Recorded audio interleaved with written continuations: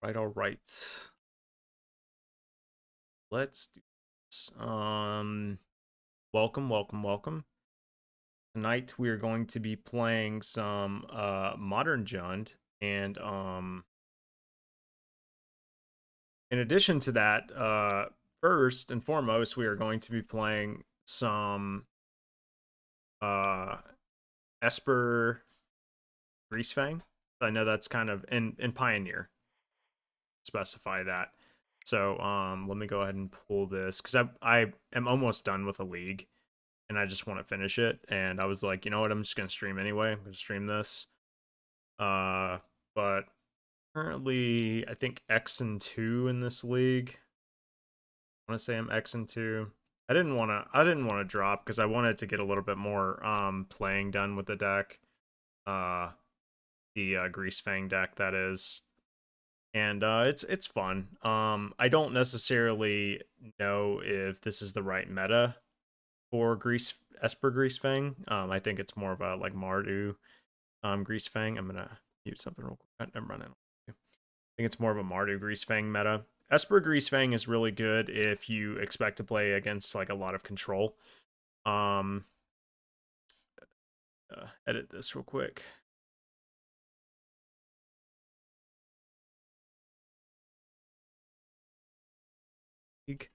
Starting off by finishing a Pioneer League with Esper Greasefang.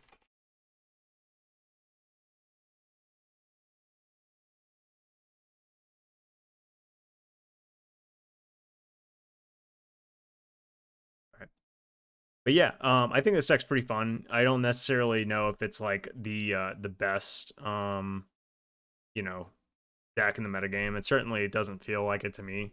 But I wanted to try it. I definitely wanted to try the spell pierces over like the silences that people tend to run. So let's just go ahead and get in this. Yeah, we're 2-2 right now. So we're X and 2. Just trying to salvage it by going X3. And then we'll be playing Modern Jund.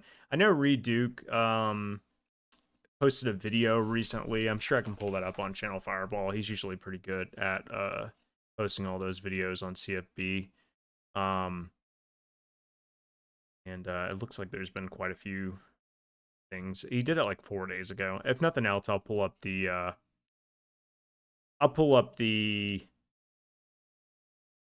video. Corey Baumeister also posted a Jund list, and I've been seeing a lot of people playing Death Shadows Jund, but I'm gonna just be playing the regular version. I think it's not that I don't think Death Shadow Jund is good or anything like that. I do. It might even be better than Grixis. I don't know if that's the case right now. It's hard to say. But I'm just wanting to play some regular old Jund, I think. Let's see. So I am subscribed to Corey's Patreon. So I'm just gonna log in that while we wait for this Pioneer League to pop off. You know, I can't remember if I signed in via Apple on PayPal or what, or PayPal, um, Patreon. Let me try my email. The problem when you have like 1,000 passwords, you never remember any of them. Surprised this Pioneer League's taking as long. Ever since they made the announcement, Pioneer's been like fucking popping off. Dude, I don't know. Um,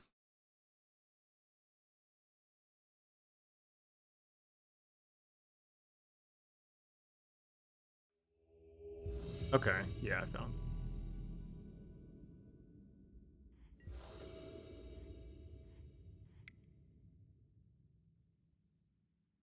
Fix this up so we can this last game in this league, this last match rather. Have you played the 4-color version, which was in the top 8 of the challenge last week? Mostly Esper, but Splash with Zika's Chariot, and I won some games hardcasting it and animating it with the new land from Kamigawa. Um, So welcome, Swifty. I did see that you followed 4 days ago. I appreciate that. Um, I have not played the four color version. Um, I'm gonna mulligan this hand. Doesn't really do anything. I mean, it has all of our mana, but it doesn't have any of our like combo pieces. This is a better hand. I have not played that version. I was definitely interested. I played the Abzan version, and I played quite a bit of the Mardu version. But I didn't play the four color one. It seems interesting. It seems good enough. I'm gonna bottom a. I think I'm gonna bottom a dig through time here. Attempted to bottom a land, but yeah, it seems good. It might just be the better version between this and like Mardu, but it's hard to say. Mardu definitely stands the test of time, right? Like it seems to be the best deck for Greasefang so far. Now the question here is, do we want to shock in a Hollowed Fountain to hold up Spell Pierce? I think I do. I suspect this is mono green. This deck's been really popping off. The one that Canister made. So I don't think they're going to pressure my life total a whole lot early on. I really just want to get the Spell Pierce down, or the Hollowed Fountain down, so we can Spell Pierce if they something. I cast a Karn. Karn's probably my biggest worry in this matchup, other than just outright dying to like the combo, so to speak. Yeah, we'll follow Haven. See case. Okay. All right, so now we'll just play the Hollowed Fountain tapped and then pass the turn. Then if they go land Karn, we have a counter spell. They've also been playing Vivian as well. So that's something we'd definitely be down to counter. Yeah, see. And if this was a silence, this wouldn't work. Obviously, we could have silenced on their upkeep or something if we suspected. I have been playing this or Stubborn Denial. I prefer those because of the utility, like what you just saw there. Wow, I think we got enough thirst for knowledges. Well, this is not bad, you know. I am gonna play the Mist Gate, and I'm just gonna pass. Obviously, I'm not worried about anything at instant speed. I just want to give them as little information as possible. And remember, guys, we will be playing Modern Jund after this. This is just my last game in the league. I figured I might as well finish it on stream. I didn't want to like two drop or anything. Okay, so they are playing the Vivian like I suspected. They don't have anything to plus up on or minus. That's fine. They could probably get a Golos out of the sideboard. Maybe the 5-drop creature that gains life draws a card or makes a 3/3. Don't ask me how I can remember that and not remember the actual card is. Okay, so we need a black source here, and we're good to go. Okay, well, instead we just drew another Greasefang. So, um, let's do this. I know it feels bad, man, but there it is. So we're gonna discard 2 cards. I think we don't need 3 Greasefangs in our hand. 2 is just fine, I think. Probably just pitch this Faithful Mending too. And then play Watery Grave tapped and pass. Now we're pretty much laying our hand out there for our opponent, right? We're saying, looky, looky, this is what we have. We have a Greasefang, we have Parhelion. What can you do to me this turn? That's basically what we're saying.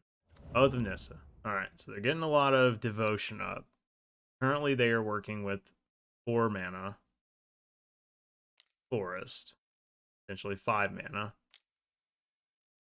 Oh, sorry, 5 mana because they have the Hollow Haven. So Nissa? Maybe a Nissa? Arn would hurt us pretty bad here. But we do have Tezzeret. So if push comes to shove, right, we can slam Tezzeret minus if they're greedy with the Karn. Okay, it's Kiora, so they might be having a big turn here.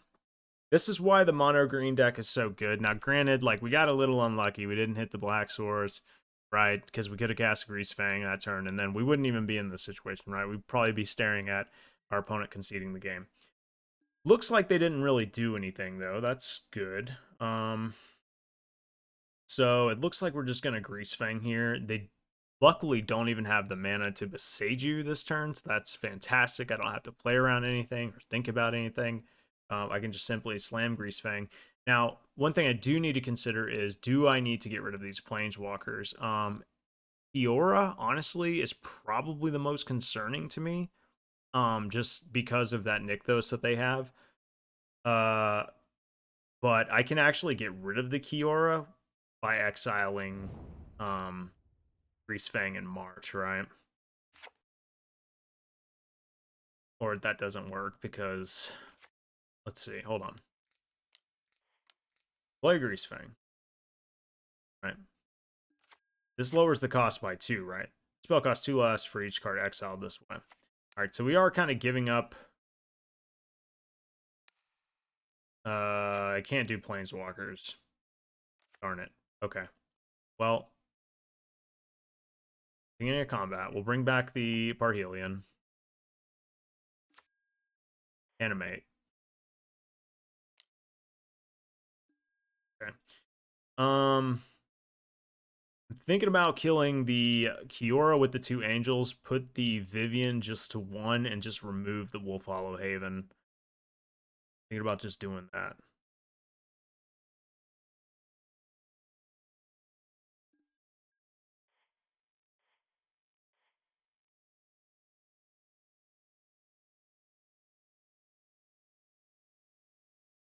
Anything wrong with my math here? Attack her.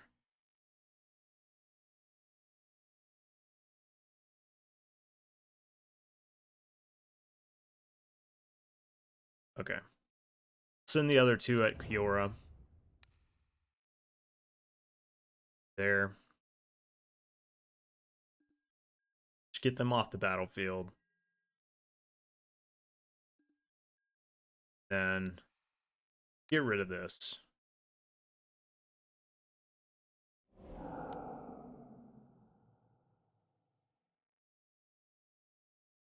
The less mana they're working with next turn, the less I have to worry about. That's kind of the way I see it.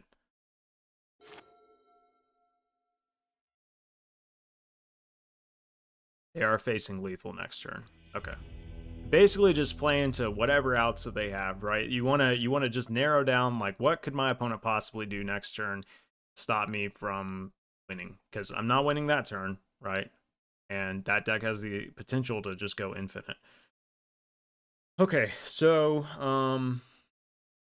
Mono Green Devotion, interesting deck. Can hit from a few different angles. I really think that Karn again is my biggest worry, which is why Dovin's Veto is probably my best bet.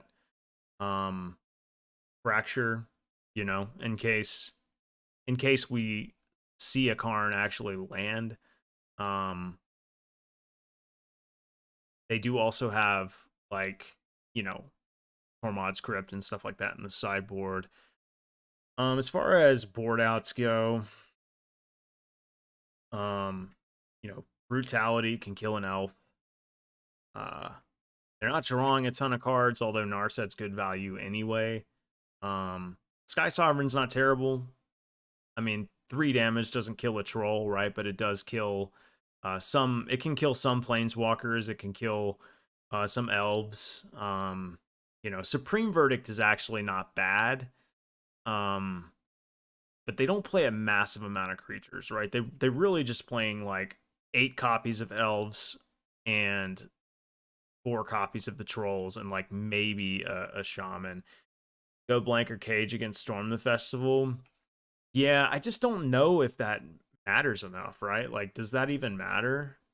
Like, if they're in the position like that, then I'm just losing anyway, right? Does Cage even stop Storm the Festival? Players can't cast spells from grave. Oh yeah. It stops the cast from the graveyard, right? I just don't. Oh, that's right. It stops the things from entering. Yeah, it's probably worth bringing in some number of that. Probably worth bringing in.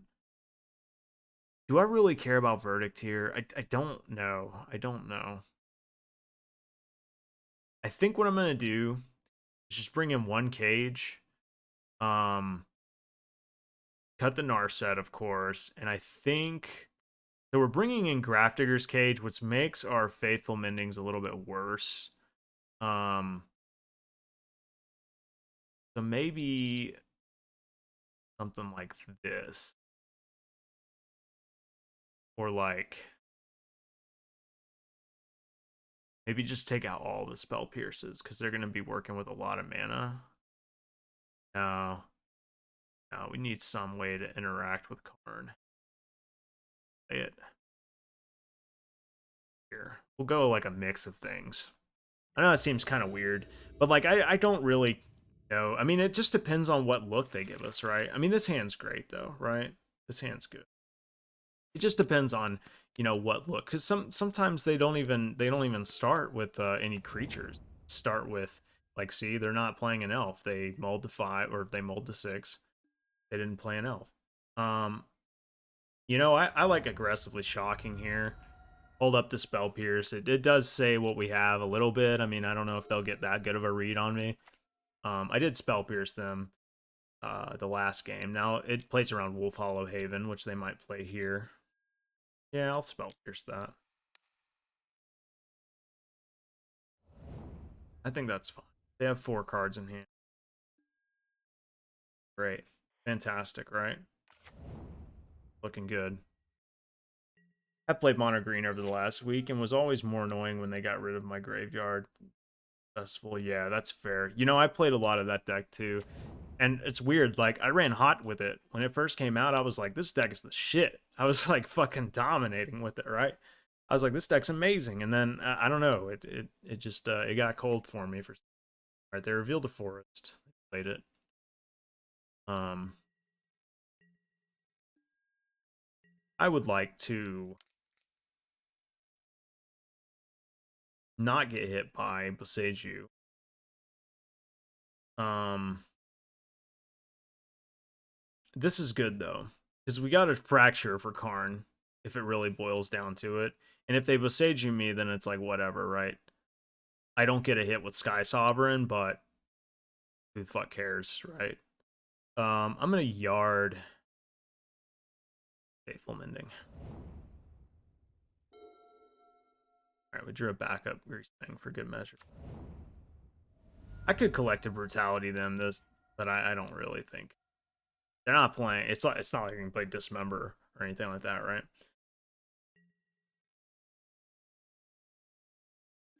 No targets, obviously, so we're just gonna try to get in there for 6.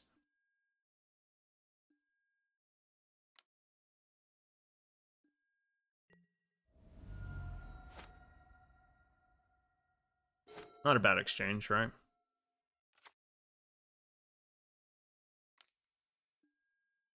A little late.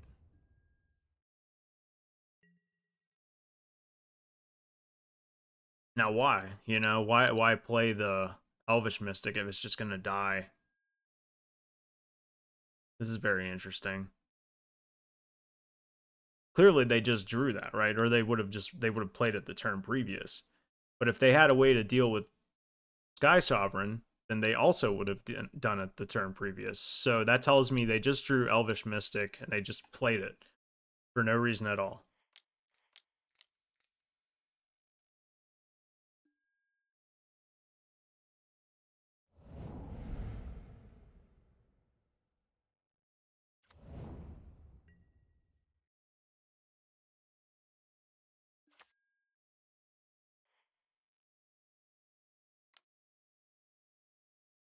Like why?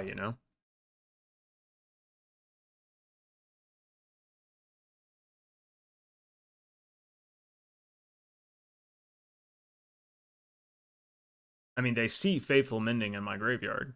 So they knew I had a way to pitch Sky Sovereign. I don't know. Maybe they're just super dead and they're just like, whatever at this point. Hope I misplay. Hope I miss a trigger or something. My win rate is still more than good at the moment. 2x, 3-2, 6x, 4-1. And I got the trophy an hour ago. Must admit that I get really lucky not getting punished for greedy keeps. I mean,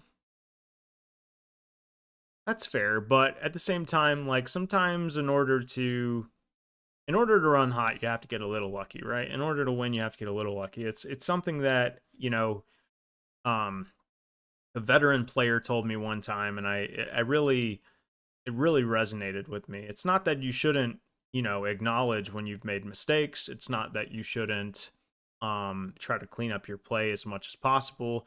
It's simply to remind you that even good players need to get lucky every now and then. Even damn good players need to get lucky every now and then. I mean, that's we've seen it time and time again. Back when we had coverage, right? We'd see people famous, Tom Ross top deck Pendlehaven to win against. I think he was playing against. I forget who he was playing against. If it was, I don't think it was Cedric that was covering it, but I think he was playing against Ross Merriam or something. Um, can't remember, but it was absurd, right? That was totally lucky. Anything else, any spell, he was dead there. But it was enough to get into Infect with a Glistener Elf or Blighted Agent. I can't remember which one it was, but um, you know, I've I'll tell you, one time, I don't know what my opponent's doing, so I'm just enjoying talking to you. One time, I played Vengevine, the old Vengevine, the one where it was like all in with Hangerback Walker or Walking Ballista. And I was playing in a Star City Games Open because Creeping Chill had just gotten printed, and I was like, fuck it, Bridge from Below was legal. And I was playing main deck Ley Lines of the Void because I expected to see a lot of Dredge. I'm not going to take this oath of Nissa. There's really no reason to. I'm just going to pass. Anyway, I expect to see a lot of Dredge, and I went 5-0, 10-0 starting the day. Now I ended up not day 2ing. Yeah, that's about what I suspected. Were they chatting me up? Is that what was going on? They weren't good. They were just... Okay, cool. Anyway, my point is, I was getting extremely lucky with the deck. I was keeping very, very greedy hands. I remember at one point, I was like rifting so hard with this deck that I kept a no lander, okay, on the draw on accident. I didn't realize I didn't have a land in my hand. I looked at my hand, I saw like Faithless Looting, like Double Vengevine, Hangerback Walker. I was like, keep, duh, And I put my hand down or whatever, and like I go to look at my cards again, and I realized like, holy fuck, I kept a hand with no fucking lands. Like, what am I doing, right? And my opponent goes past the turn, like they did something, land something pass, and I drew a Marsh Flats. you know, like it happens sometimes. It does. Kyle, what up? What up, Kyle? Peace, man. Peace. We just went 3-2 with Esper. My losses were to I lost in 3 to Phoenix. Is it Phoenix? And I lost a hell of a bad match to 5-color Niv. Um Is it Phoenix one was kind of absurd. I should have 2-0'd them. I dug through half of my deck, literally half. I ended the game 1 at 30 cards in my deck. Never saw a Parhelion. Like had like 4 Greasefangs in my hand and like no Parhelions. Uh, so Anyway, all right. Let's return this deck. Thank you guys, by the way, for joining. I always say this. I always give this spiel. I know I haven't been streaming much lately, but for those of you who stick around and swing by just to say hey or whatever. Kyle is a huge one. Kyle, I appreciate you. I appreciate all of you guys. You guys are awesome. I promise once my life gets more predictable, um, I will be streaming more and more often. I've already told myself, like, Danny, you gotta fucking play more Magic. If you want to get better at this game, you gotta play more. You gotta think like there are people who play this game full fucking time every day. They wake up, they get out of bed, they fucking they start playing Magic, or they start theory crafting, or they start talking to their friends who play Magic, you know? And it's like, how are you going to hedge against that? If you're really serious about beating people like that, you got to make up for the lost time, man. You can be a really gifted and talented player and just not have the time to really play test. You already won? You saying I'm already a good Magic player? uh I hope so, man. I appreciate it if that's what you mean. Okay. So Modern Jund. I've been playing a lot of elementals in Modern. But that is a really, really, not that Jun's not, but like that's a really grindy deck, and I don't really feel like playing that. And plus, I kind of burned myself out on it. It's Corey Baumeister's list. I've been really following Corey closely. I think the dude is incredible. If you want to follow a damn good Magic player, who also has a Patreon, by the way, I'm just gonna plug him in. Corey Baumeister, excellent, excellent Magic player, and he is fucking on one lately. I mean, like, God, the dude just can't stop winning. But this is his updated list. Where is it? Dallas is what he called it in his on or whatever, which this is public knowledge. So I'm not sharing anything that he doesn't want you to see or anything. But this is his updated list. And he was playing like Titania stuff too, as like a one of, because you can go and find it with Eladamri's Call. I think that card's awesome. The previous version didn't play any Ice Fangs. I didn't do too great in the challenge with this deck. Admittedly, I feel like I got a little unlucky, but also I could have played a little bit better.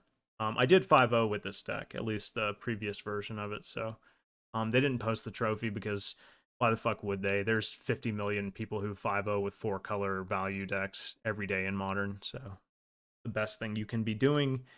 So it is what it is. Anyway, okay, so I do want to find this video because then I'm going to be able to find the deck list. So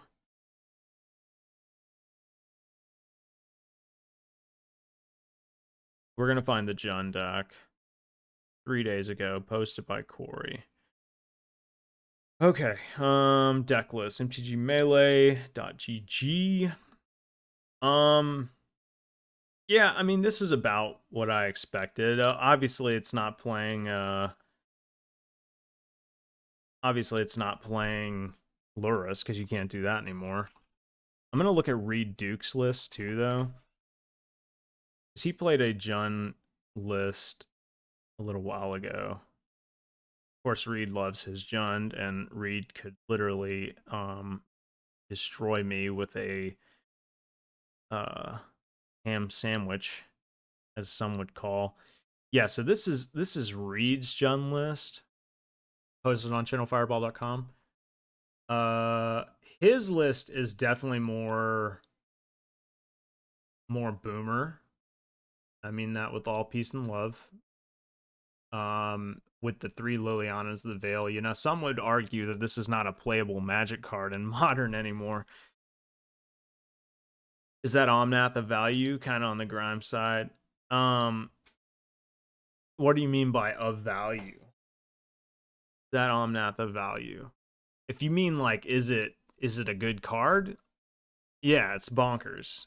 And in Modern where you get fetch lands, because you can trigger it multiple times easily, and with Risen Reef you can trigger it a fucking ton. I think it's an absurd card. I mean, if you mean like, you know, oh, of course you play that card because, you know, it's like it's too good, right? I mean, sometimes you have to choose, right? You can be a endearing Magic player who, you know, plays with honor and morals, or you can win a lot. You know, you just have to decide. You get cool points for winning with obscure decks, but you know, a lot of times the winner's circle is filled with people who were just playing the best cards. Now this is Corey's list. Got a Scoot Swarm vibes from it. Scoot Swarm, interesting card. Definitely it did some things long ago, right? All right, so like I'm looking at these lists. Corey's list plays Urza Saga, and it's hinging on more artifacts for Saga. Reed's list is definitely more boomer. The one of Bloodbraid Elf, because, you know. And no copies of... Now, Ren and 6, and I'll stop talking about it in a second because I'm just deciding on what I want to play. Aiditsu is pretty Hidetsugu is pretty spicy in the sideboard. Phyrexian Crusader is a 4 of in the board. What the fuck? This is what I mean when I say Redo could literally 5-0 with that. I don't think he 5-0'd with this, but like he could literally play a ham sandwich and just games. That is some spice right there. I've heard of Infact sideboarding in like Tarmogoyfs, but this is a new level right here. Obviously you're bringing it in against like Burn and shit. I like Hidetsugu. That card, I've played it in every format almost. Um, I don't know, you know. Corey's doing it too. I guess this is like the new thing to do, right? Culling ritual. I don't know. What do you guys think? You guys think Urza Saga list, or you think no Urza Saga? You think Reed or Corey's list? What do you guys think? I'm kind of leaning towards Reed's list. It's more in the lines of what I want to play, but Ren and Six and Urza Saga is nothing to scoff at. That is a combo, what we like in the biz like to call combo. Good old Raging Ravine, son. You think Reed's list? Okay, we're gonna go with what Kyle said. I was leaning towards Reed's list as well. Is there any way I can download this? There's got to be, right? Or are we gonna be real? Okay, I was about to say, am I gonna be real boomer? Back advance. Go to Mana Traders and go ahead and rent this bad boy. Now, if we win with Phyrexian Crusader, somebody owes me a sub. No, I'm just kidding. 4 Phyrexian Crusaders in the sideboard. What on earth? I wouldn't expect it. I gotta say, I wouldn't expect it. If I was playing Burn or something like that, I would not expect Phyrexian Crusader out of the board from Jund. That would get me good. I guess it's good against Jeskai or really anything that plays white and red. Okay, so waiting on our cards. Go ahead and pull up the list.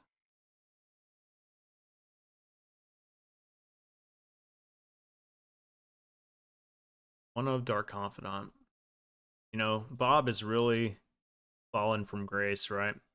Certain cards got printed that just made Bob obsolete. Um, and this card, ironically, is the big part of it, right? There's a reason why you don't see Dark Confidant in Modern anymore, and it's Ren and Six. Honestly, that is the reality of it. Because at one point, Jund was playing like 4 Dark Confidants, right? Oh, that was fast. He just had those. They just had those Ragavans on deck. Satellite cards? What do you mean by that? Am I missing something?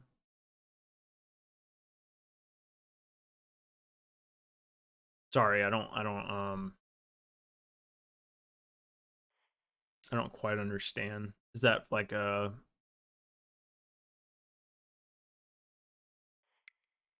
some sort of addition or something like that, or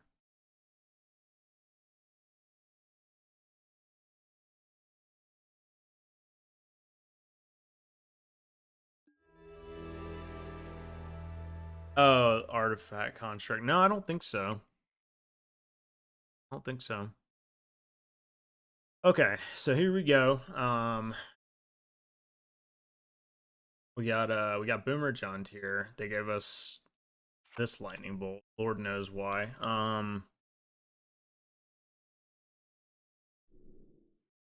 Can't play Boomer John with these new lands.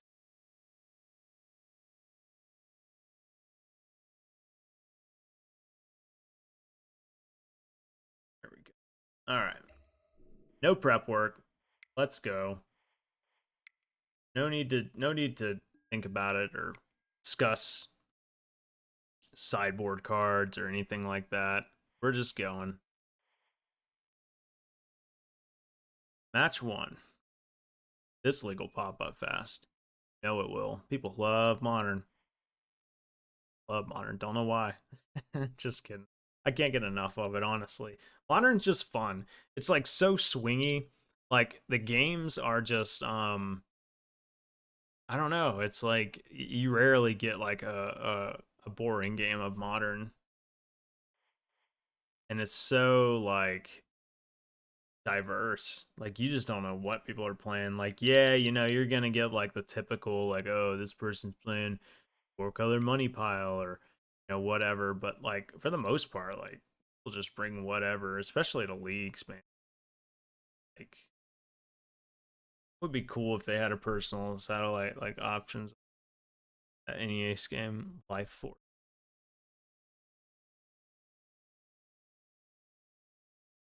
I played a lot of NES, but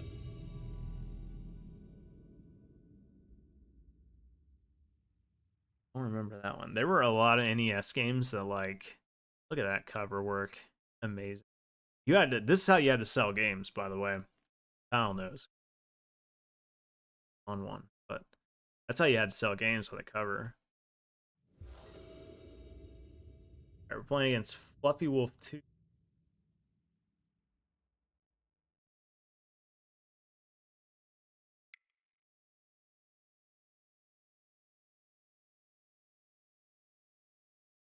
Wonder if they're live.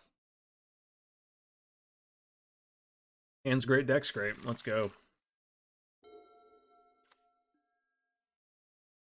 I sense some I don't know. I sense some mono red prison. I'm gonna open up with a Swamp Inquisition here. Yeah. They were on the play. No Gemstone Caverns for them. And they will be getting Ragavand. Got a good choice of lands though.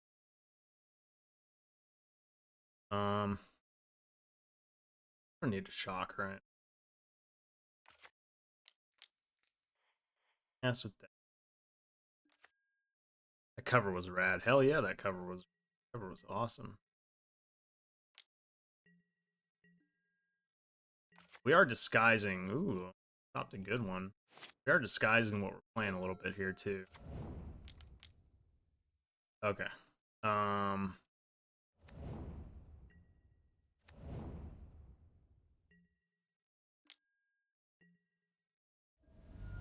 Now I wonder if I dash in Ragavan if they'll block. Creature sorcery land. Um. Can't quite make our Termagoyf too big to stop Goblin Rabblemaster. Um,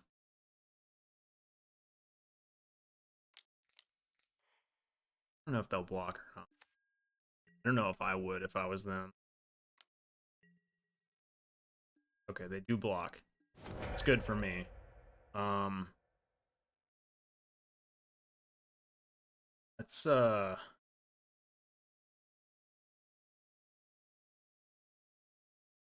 we could go Ren minus, or we could just go Tarmogoyf pass, and then minus Ren the next turn, get in the damage.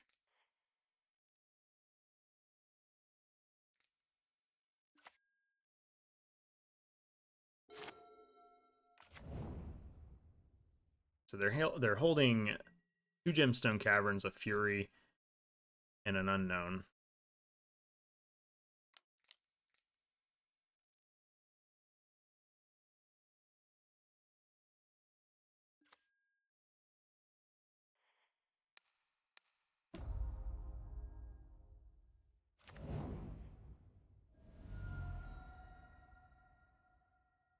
Um, we'll get the Stomping Ground, I think. Up to sorry.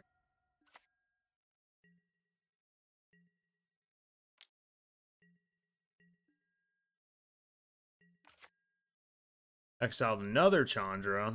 Okay, so they can play the Fury next turn. And we're not going to be able to get in with our Ragavan anymore. It's probably going to kill Rin, I would assume. He might kill Termwave, honestly, while they can. Yeah, too bad we don't have an instant to punish them. Um, Unfortunate, but that's alright.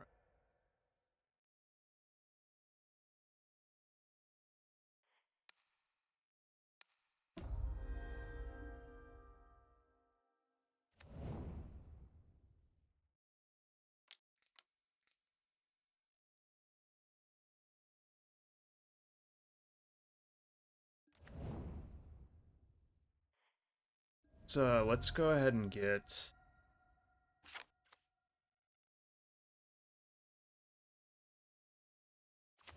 we don't.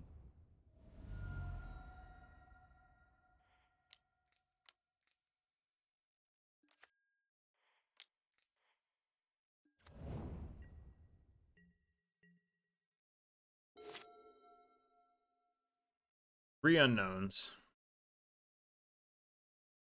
They've drawn pretty good. I thought I had him. I thought I had him in a pretty bad spot, but he was able to curve out into that Fury pretty well.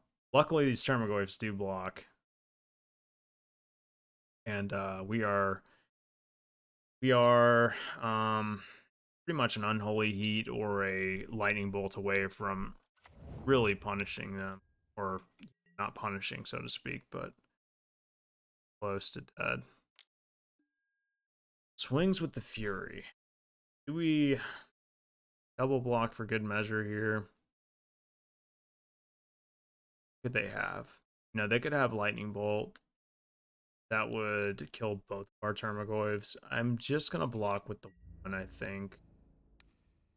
Because they might go Fury, another Fury, basically. That's pretty much what I'm reading here. Kill my Termagoyf.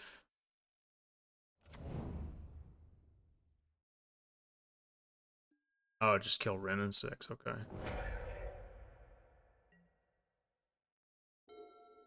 Well, we did get another Ren in 6. But that's all we got going on right now.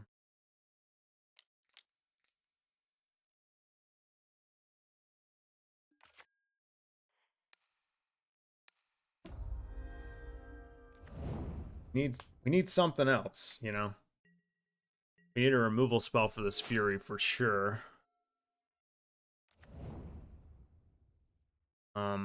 In fact, maybe I shouldn't have even played the Ren in 6. I probably should have just held it, honestly, because now this looks kind of bad. Yeah, they attack me.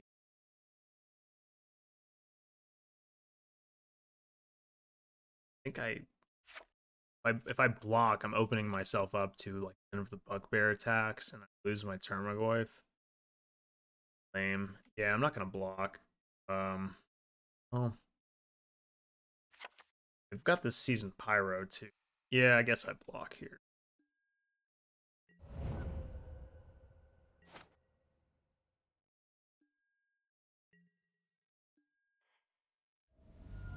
Thin our deck out a little bit.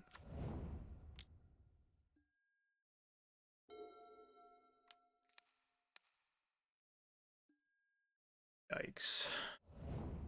Good.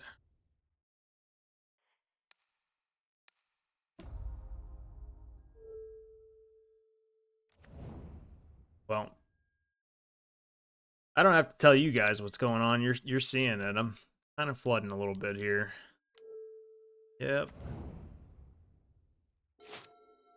It looks like we're gonna lose our Ren. They drew a mountain.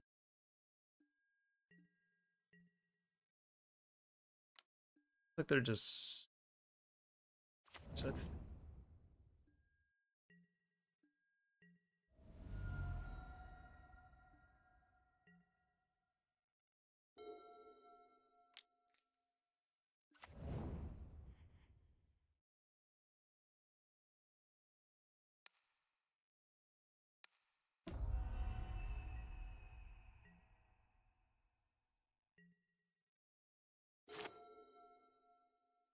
DRC is a blocker.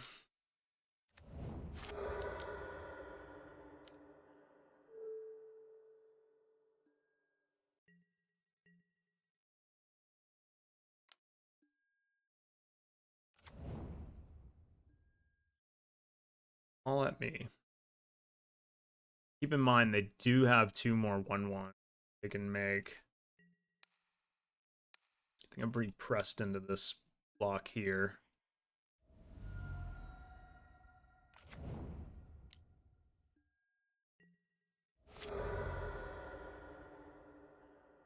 They can just kill me on the following turn, so I don't think there's any way out of this.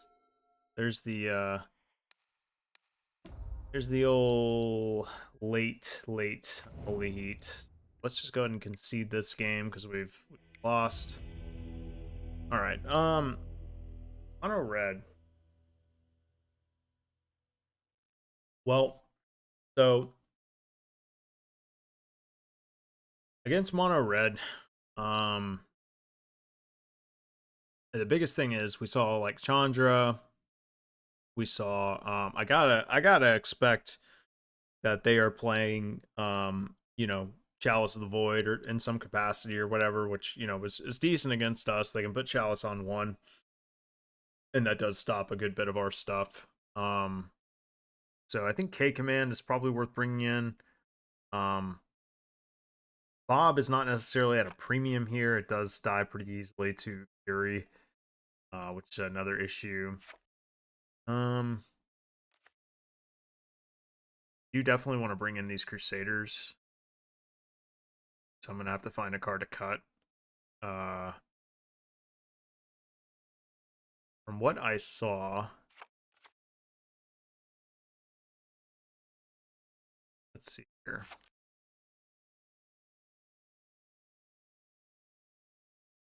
Artifact creature enchantment with mana value X. Would kill their tokens.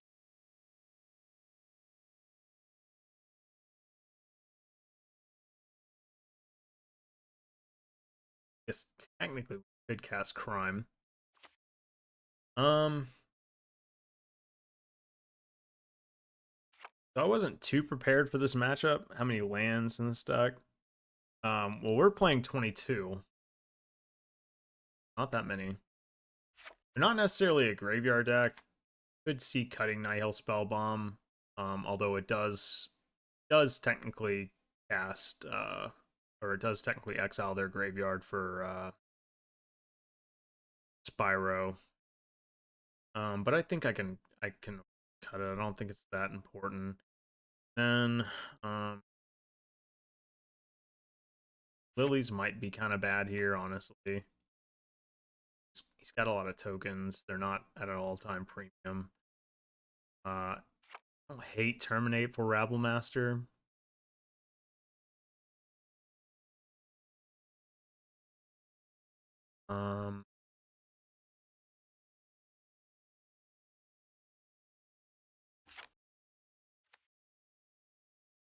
This also destroys Blood Moon. Ancient Grudge.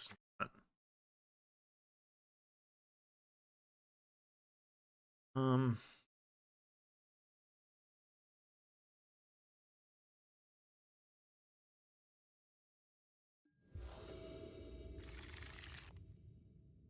well, this hand's pretty good. I do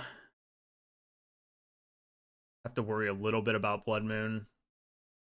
We'll play around it as best we can. I think we go Wooded Foothills for Stomping Ground here. Cast the Mishra's Bauble. Could also go Red Black or Phyrexian Crusader. I don't hate that. Yeah, let's go to Blood.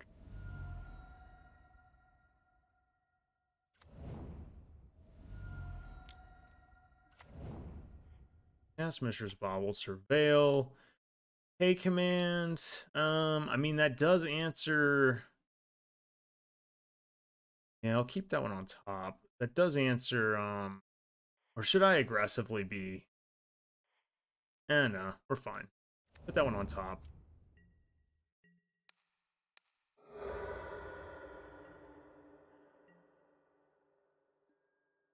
Considered milling it, but, I'm not going to aggressively put in cards in the graveyard like that. So we know one card in their hand is Ramunap Ruins. That's not.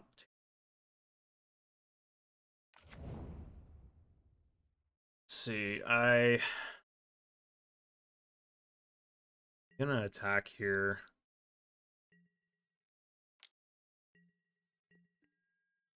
And we'll get a.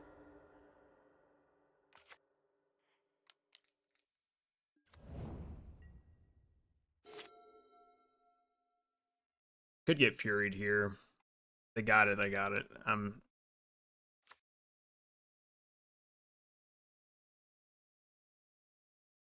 Perhaps another reason to have milled that. Yeah. If we had milled K command, then we wouldn't be FO'd by Fury. But all right.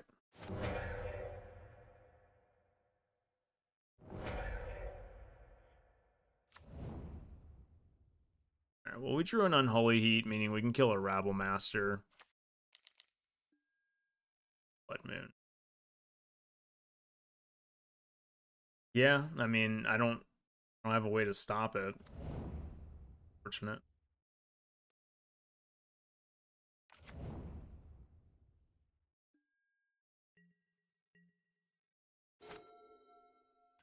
Played around Blood Moon as best we could, honestly, given the hand that we had. But looks like they pitched 2 lands. They heat this, not yet. Not a bad draw.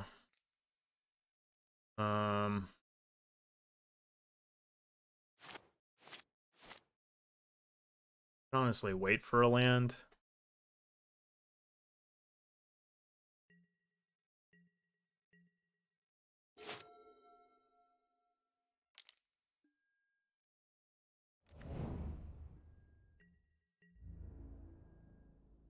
No attacks, huh? Interesting.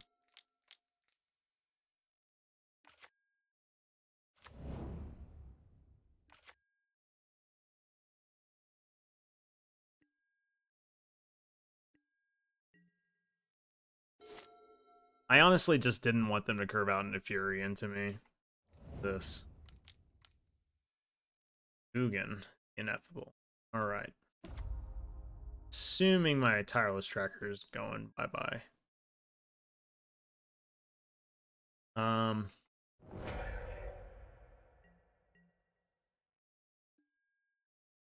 Still no attacks. I think they think we might be on Death Shadow.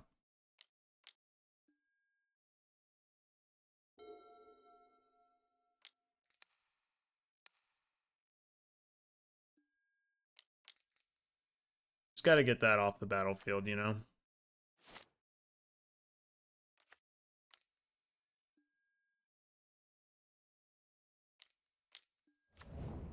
About that black-red raptor card that gives creatures menace. Creature with extra menace. I don't know. Not a bad draw. I don't know if it's good. You mean like in this deck or just in general?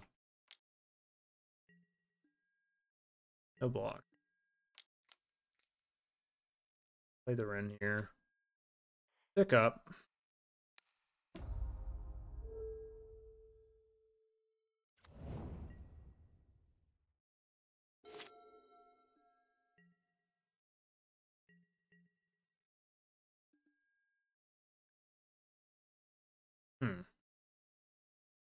Assuming this means they're gonna block and then on instep, exile. In general, your opinion? I'd have to see the card. Can you link it?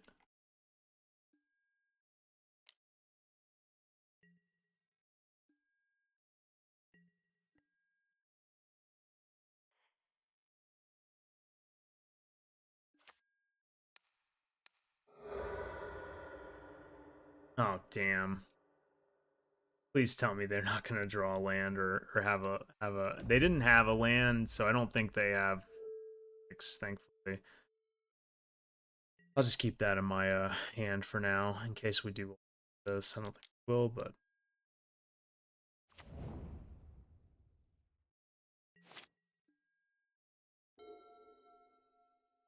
bad.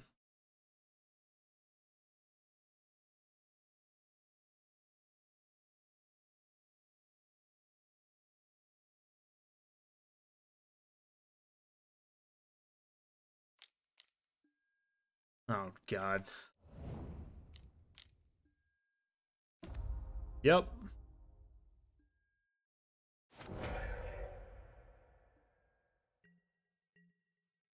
Emotional damage. Oh, they're playing around Ragavan. That's what they're playing around. They're not playing around Death Shadow. Sense. Although we can just kill this, so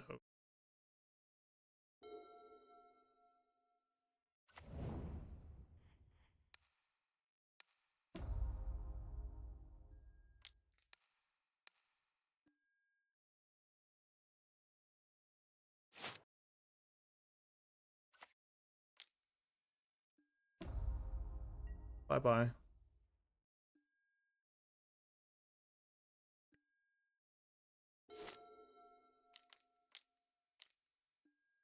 Oh yeah.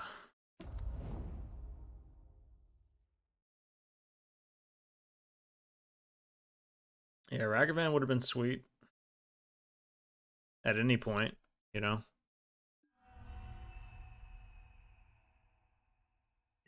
Nearing bridge.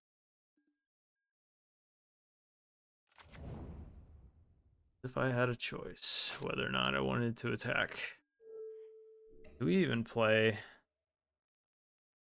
We do play a basic swamp.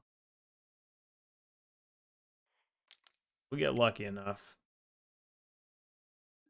Wipe out their whole board. Hmm. Ripping.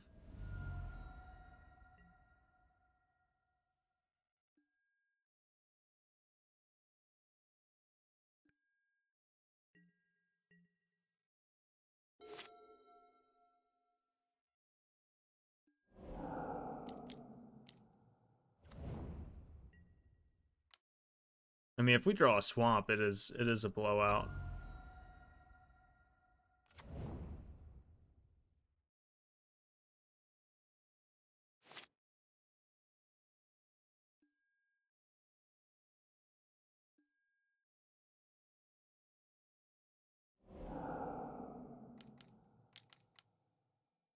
Just a fury, no worries.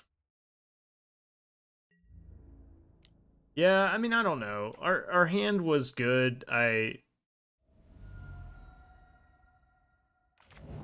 think we're done, but they can't attack with this. Well, they can actually. They're just gonna keep it at 3 basically.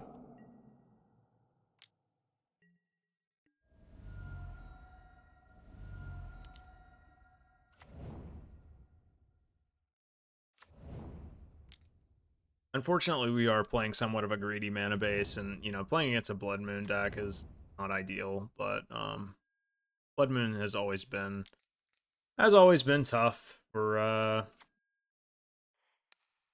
Jund, but it is what it is.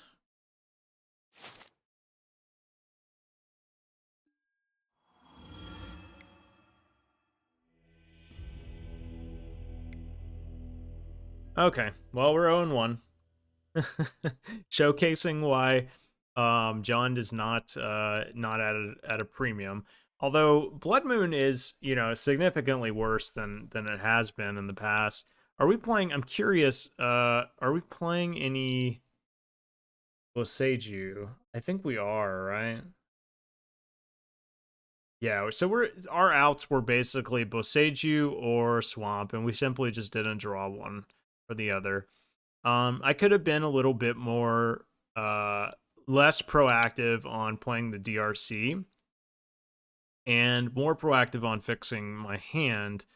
But I think without Blood Moon we're winning that game quite handily. Um, but you know, who knows? It was quite the blowout with Blood Moon, that's for sure. But yeah, I think Blood Moon is on a downtick with the presence of Boseiju in the format. You know, a lot of these green decks are playing 2 Boseiju main. We unfortunately were just playing the 1, which is all we can really afford to play. But then you know Ragavan too. The presence of Ragavan makes Blood Moon a little bit worse. because your opponent can simply fix their mana if they do manage to get in. Cast that oh so relevant card.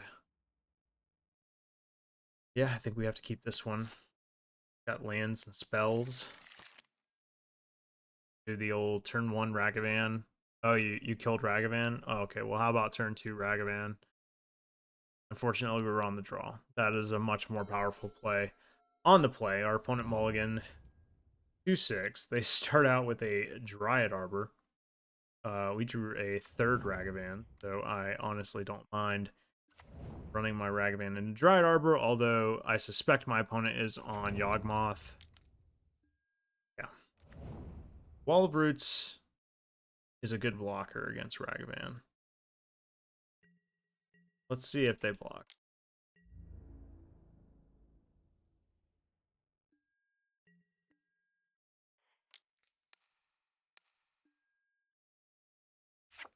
Oh my god.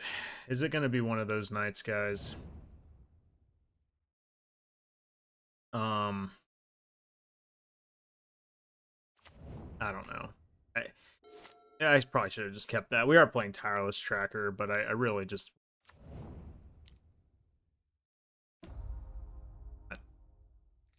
I want to thin my deck a little bit.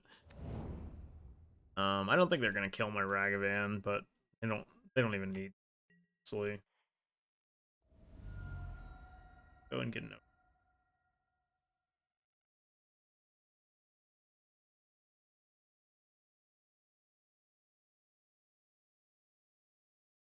At least I'm playing against a deck that I expected to play against, so to speak. I didn't expect to play against Mono Red Prison, but this is Modern, and we said it at the start of the stream that Modern is Modern, and that's why it's fun, because you occasionally play against some random shit, and it's Fluffy Wolf, so of course he's playing Mono Red Prison. Had to go play Arena. All right, man. Well, appreciate you stopping by, and good luck, dude. Good luck in Arena. Go crush. Do the inverse of what I'm doing.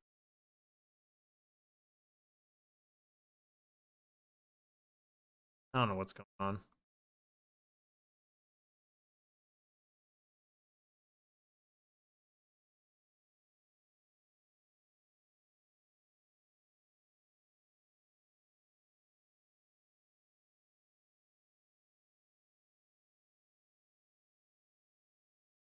Mm.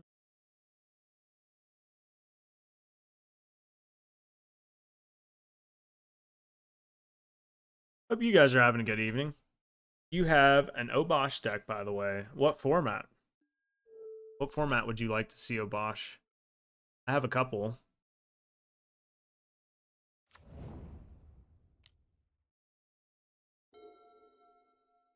Turn 6.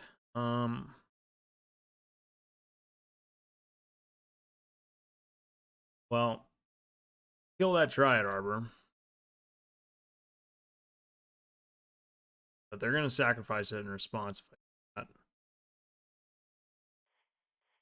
Kill my Ragavan. Am I okay with that? Just to put them down a mana. So I want to just get back Verdant Catacombs and keep my Ren 6. That is the question. I have multiple Ragavan. They will draw a card.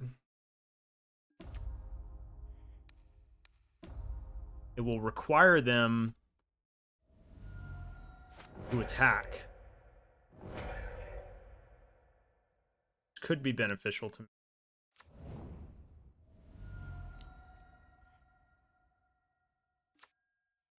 Get rid of my Ren 6.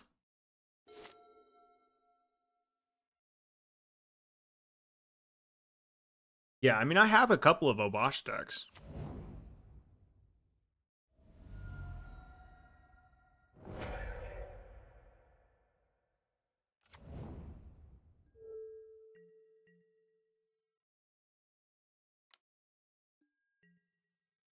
We'll get 4 card types. We can potentially hit Unholy Heat and deal with this Yawgmoth.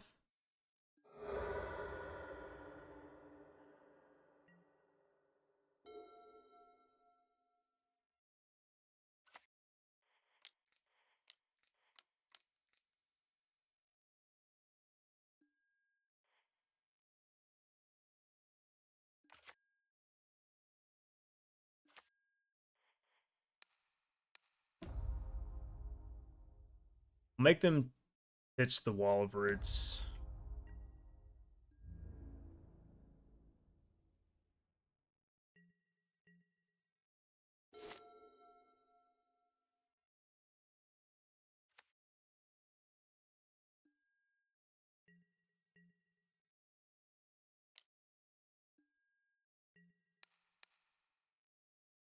Not ideal.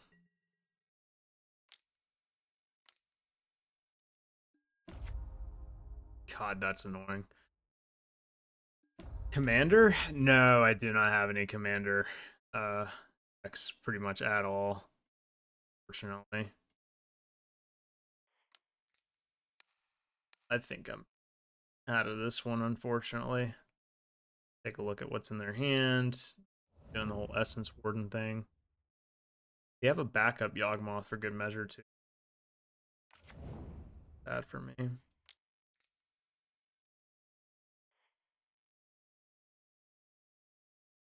I like honestly don't even want to cast this and tick up. I like kind of just want to. I think it's just correct to pass because like what are we really getting? I mean, either way we're boned, right? Yes, this kind of sucks.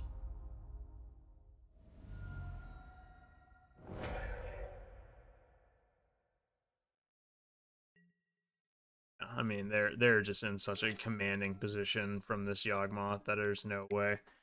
All right.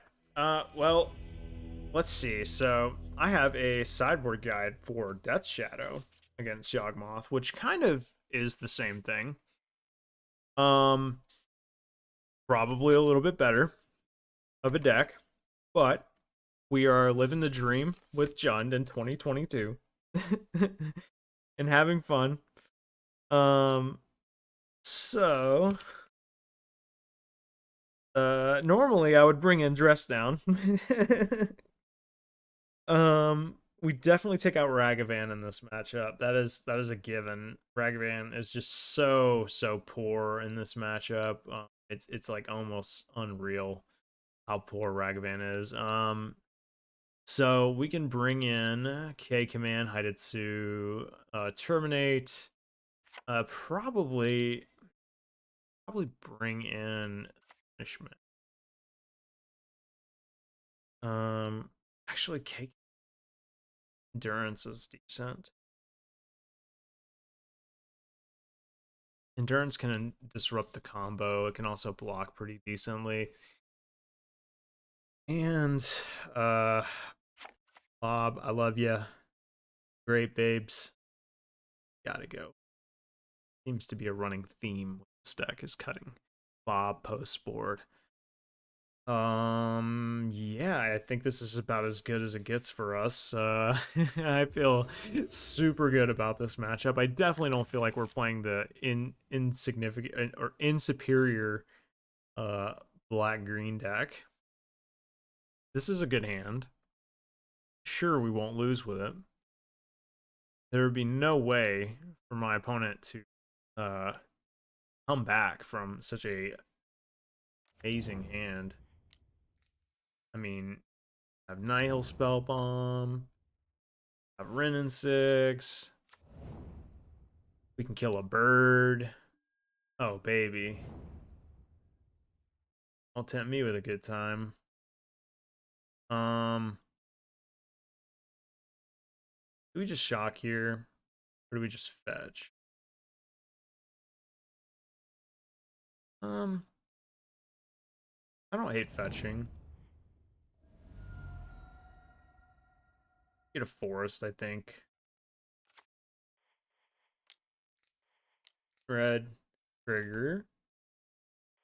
Graveyard. Need any more lands. And tick down. Attack for 1. And pass. So far, so good. Since a wall of roots in our future. Ooh, I hate it when I'm right.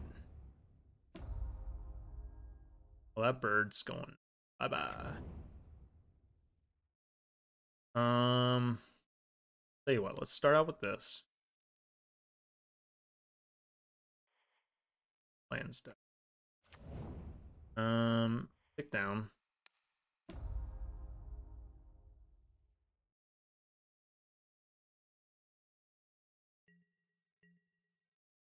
Now my opponent has shown that they will block.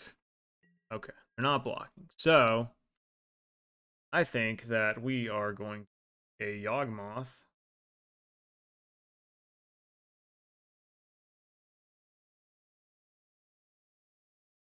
And the question is, so what we could do, what's up? Oh man, it's Dan. What up, dude? We are living the dream with John. Getting fucking soul crushed over here by real modern decks. All right, so what we could do, play the Wooded Foothills. I suspect my opponent is going to slam Yawgmoth next turn. That's why they wouldn't even block with the Wall of Roots. They wouldn't even risk it, right? So what we could do is play Wooded Foothills, right? We could, in response to the Yawgmoth, if they're going to go that route, we could sacrifice our Nihil Spellbomb, draw a card, put 2 cards in the graveyard, right? And then if we draw an instant spell, um, potentially buff our Dragon's Rage Channeler beyond uh, Yawgmoth range. I don't frankly think that is a particularly good line that I would like to take. But I'll leave myself open to it, especially because I don't really hate fetching for a land anyway here. But I'm like 99% sure my opponent's about to slam Yawgmoth on me. Yeah, we're a boomer. Big time boomer here. Chalice or motherfucking one. Um, that's fine. I did take my K command out, but I have other cards to deal with that. You wouldn't expect it. Guess that's something they're doing now.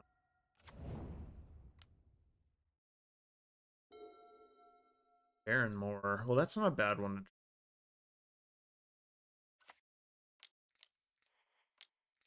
They did not play a third land, which is good. All right, Daniel, that's not how you tap for Bloodbraid Elf. Well, I wish I would have ticked up now, but anyway. Jesus Christ, get these lands off my motherfucking off of my deck. Thank you. Okay. Well, I'm not gonna plus yet because if they block Bloodbraid Elf, which they're not going to do, um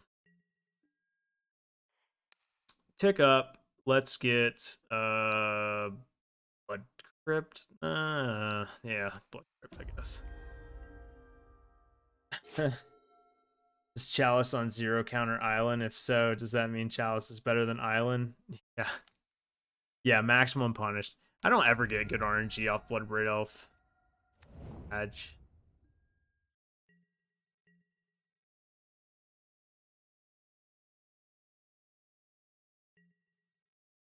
I mean, I don't feel bad about my position right here. I think honestly, like we're in a decent spot. Um cycle this. Okay.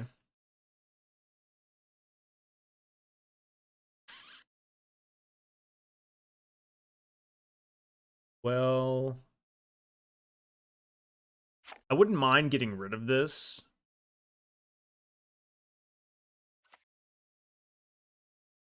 I lose RNG. I lose the RNG.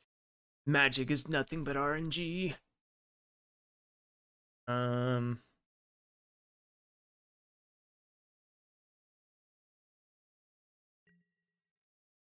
just swing with Bloodbraid here. And if they block, then fine, you know, with that. Okay, no block. Uh, go. I'll just kill the Strangleroot Geist and fucking sacrifice the Nihil Spellbomb just to get it in the yard or just to get rid of it. I didn't want to do that, although I feel like I am kind of like preemptively sacrificing my Nihil spell bomb. 6 and spell bomb. What is this? Invoke for 1, basically. So they're gonna go get a.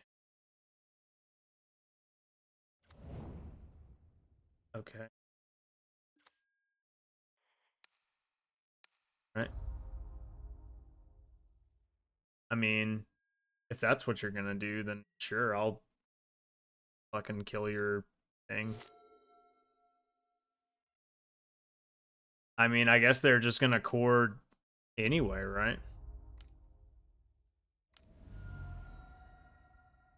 Lily. Sacrifice your Strangleroot guy. Oh no, they're just gonna make a fine.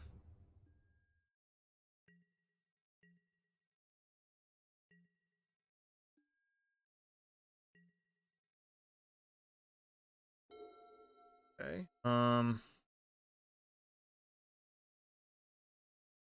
We can Lily minus. I like that line.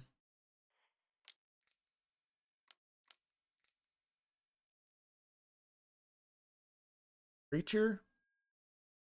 Another Lily. Do I want to draw another Lily? I guess it's not terrible. No. No, I don't need it. Minus. Make them sack an insect token. Oh, they're gonna just do it again. For 1. Play another chord. And the next chord. And the next chord.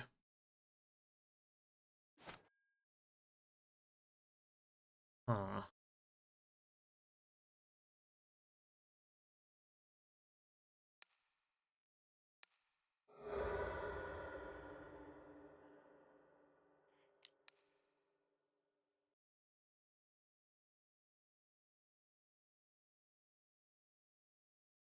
Yeah, and I mean if we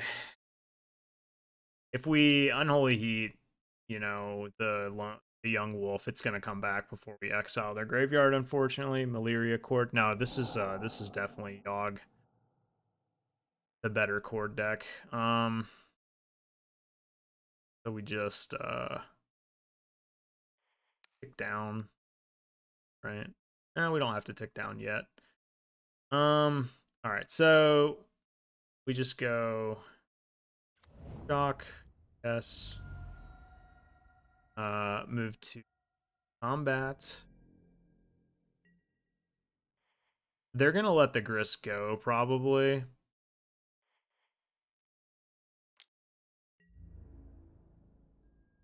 Yeah, that's what I think. So we'll just get in more mana denial here.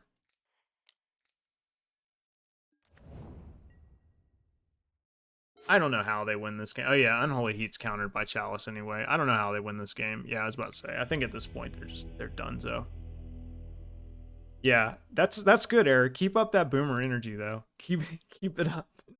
It's like is this malaria company? I want to go to a tournament.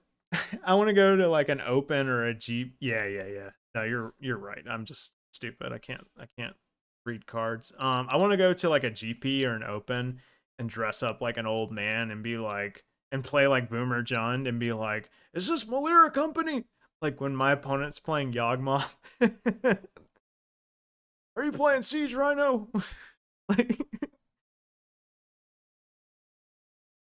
why do I sound more and more like Joe Biden? Don't Siege Rhino me, Jack. Um, let's see. Wouldn't that be amazing? All right, so now that I saw Chalice, I do want to bring in K Command. But we have ample answers for Chalice. I'm honestly thinking like maybe Liliana's not great. I don't think, though, I care about Chalice so much that I bring an Ancient Grudge. I mean, do you guys think I should bring an Ancient Grudge? You're supposed to get what to say halfway through. Yeah, it's like number one, I think you're playing Malira Company, Jack. Number two, I forget number two. Number three. Did I bring in Ancient Grudge? I don't think so, right? Like we have K Command, Hidetsugu, Crime and Punishment. I mean, uh no, you don't think so? You like K Command? I mean, yeah, we're definitely keeping K Command, and it's just a matter of do we bring in uh it's really a question of like, is Ancient Grudge better than Liliana? Because they have a bunch of little ass creatures to fucking make Liliana not great. But there are situations where it's okay, you know. I'm not loving Liliana here, I guess is what I'm getting at. But I don't know if it's better than, I mean, we saw one chalice. How many are they bringing in? It didn't seem great. How about we trim one? How about that? And then if we draw the Liliana, we'll be like, damn, I wish that was an Ancient Grudge. Or we'll draw Ancient Grudge and be like, damn, I wish that was a Liliana. We'll use that as empirical data to decide whether or not what we did was a mistake. Not. I like that line of thinking. One example is all I need to make decisive decisions. Decisive decisions. I'm keeping this. DRC plus Mishra's Bobble. I don't need lands.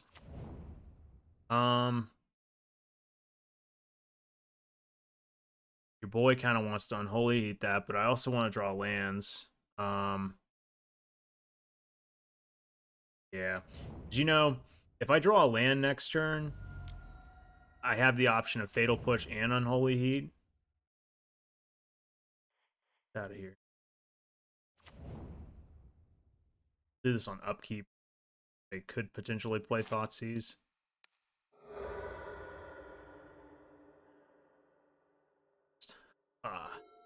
Know about your master plan. Hell, it seems odd for them. Don't they usually have birds? No, it does. I don't necessarily think Chalice is correct to bring in against me, to be honest with you. I think it's actually kind of a mistake. I agree with you. I think they're misunderstanding what their Chalice is for. It's definitely for rhinos and shit. Um okay. Well, now we can, I like saving Fatal Push for Yogg, especially because we have a Wooded Foothills and a Ren. Um, but I really want to get rid of this Ignoble Hierarch.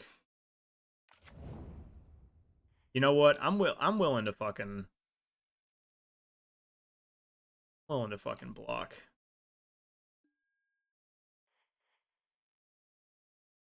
Put that in the graveyard because I have two.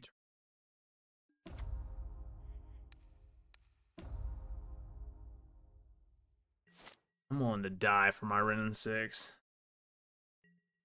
Yeah, exactly.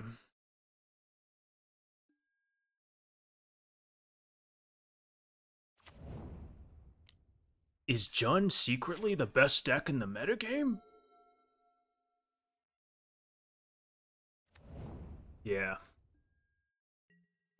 Every card you kill just makes me stronger. Honestly, though, I don't hate blocking. They want their Strangleroot guys to not have a counter on it. And we already have Tarmogoyfs.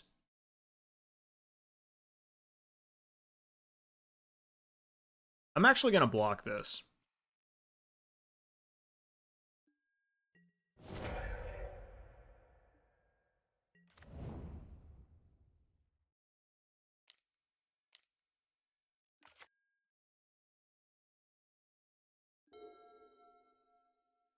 Uh,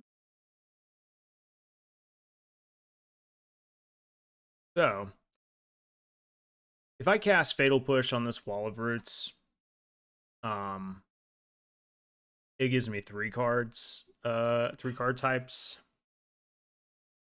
Well, it would give me 4 actually, because so I kind of like that play.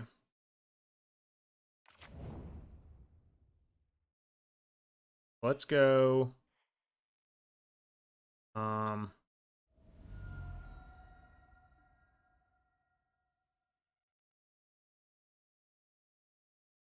Green source.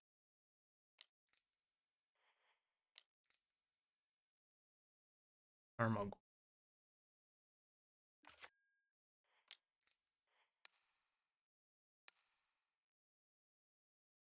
And if they court in response, then so be it.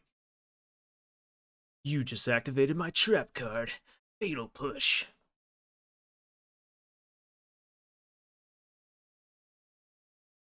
Yeah, so confirmed opponent does have Port of Calling because they're dirty dogs. Thinking about courting.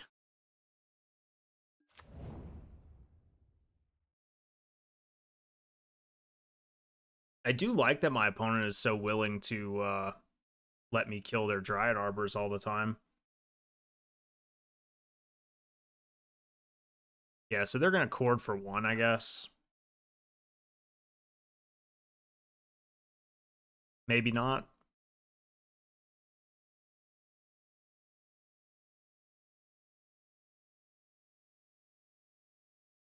Judging by the way they're tanking, I do think they have a Yawgmoth and a Cord in hand. I think their hand is Yawgmoth, Cord, Forest. That's what I think. I'm going to put them on Yawgmoth, Cord, Forest. And they're thinking, although, I mean, if that was their line, they definitely shouldn't have fetched for Dryad Arbor. Because now I don't know how they win, basically, if that's what they're holding. I think they were trying to think of like future turns. Okay, like I might be able to go infinite with Yawgmoth. Um, but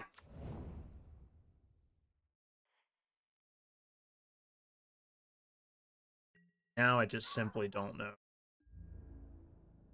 how they win. They can cord for 1 if they want to.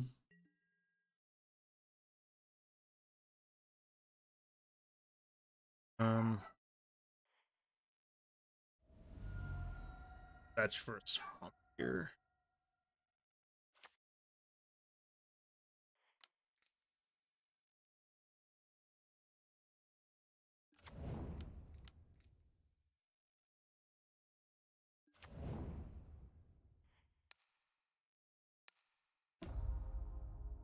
Nice. Yeah, so I think Dan, I think they were on like a line where they were thinking about like chord for Yogg. See, they're about to play Yawgmoth here, I think. I think they were on chord for Yogg. Oh, it's a grist, okay. Or I'm sorry, chord, Yogg, forest. They played the forest. This just means we win, right? I think.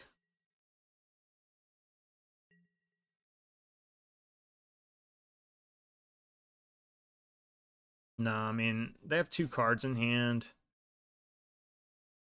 Um,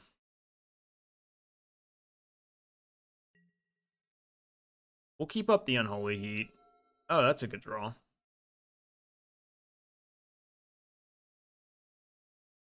Now what? That's really 14. That's potentially Xaxes. I think they're on what they're on.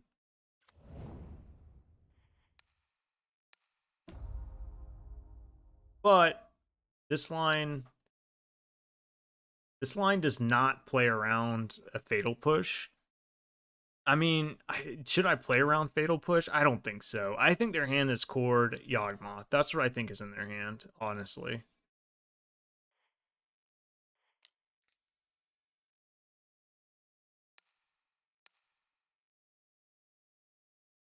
I also don't even think they can win from here. Like, even if their hand is Cord Yawgmoth.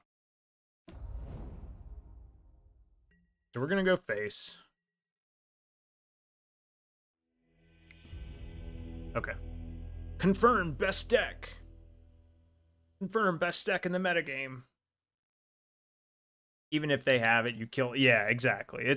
Yeah. That was my line of thinking. I was like, okay, if I think their hand is Core Yawgmoth, can they still win even if they draw something good? And the answer is, even if they fatal push a Goyf, we still put them at such a low life total. Like the thing about Yogg is like you need a little bit of a buffer in your life total.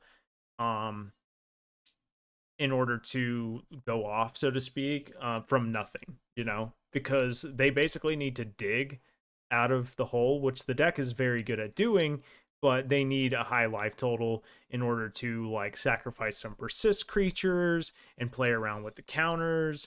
And it's not enough to dig out of that situation, is what I just determined. But I'm fairly certain my assessment of their hand was correct.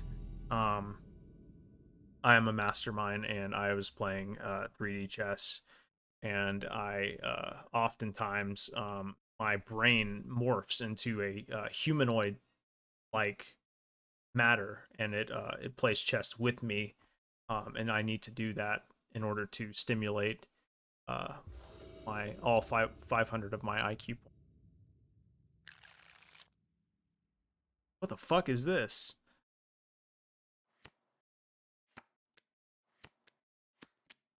I mean,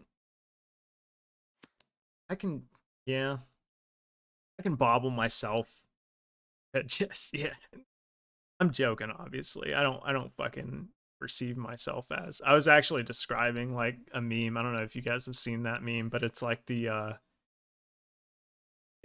inverse of like the brainlet meme where the guy like don't keep it's too late. It's too late. Too late, baby. Now it's too late. It's all right. Our opponent mulligan to 6. There's no way they can win.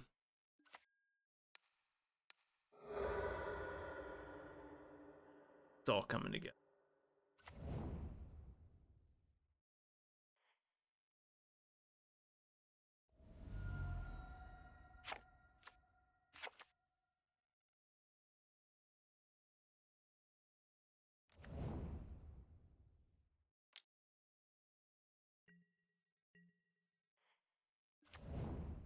Opus on Tron.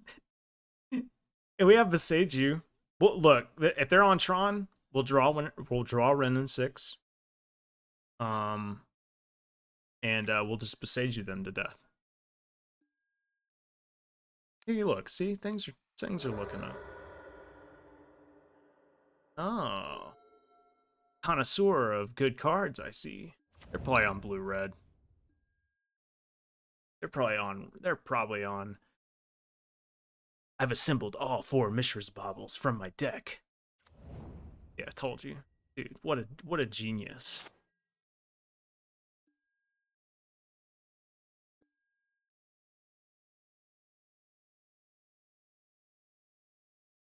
Monkey definitely dies here, right? Or didn't have it. Yeah. Just keep whatever. You'll be alright. Um Sometimes they get cheeky and play main deck Blood Moon. Uh so I don't mind fetching for a forest here. I think my Ragavan's probably gonna die. But hey baby, baby, baby. I hope you guys can't hear that. She can't hear me because she's got the blow dryer on. And I'm like, hey, can you not do that? Or she can hear me and she just doesn't give a fuck. Either way, I still love that girl.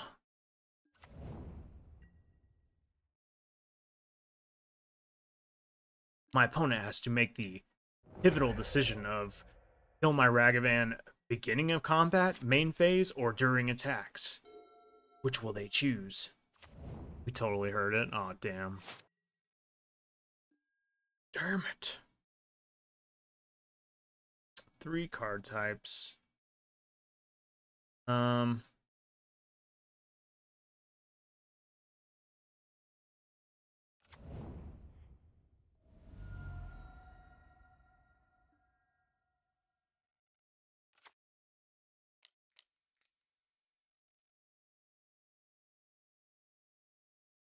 You know what?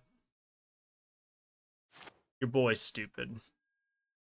I don't know if they would have countered DRC, but I'm about to get this counterspelled players. Damn, son.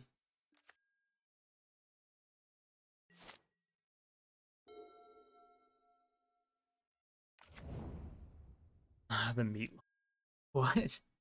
Ah, the meatloaf, ma.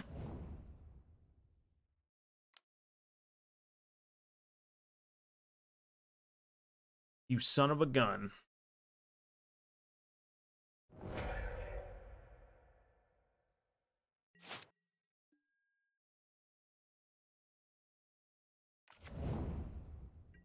You're gonna do the old go to instep.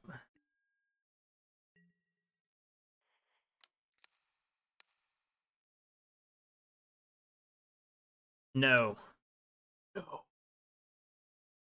Impossible.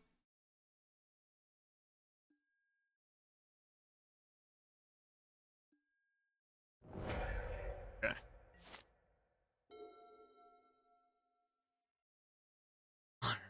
Hunter Horizons 2 standard Andy over here.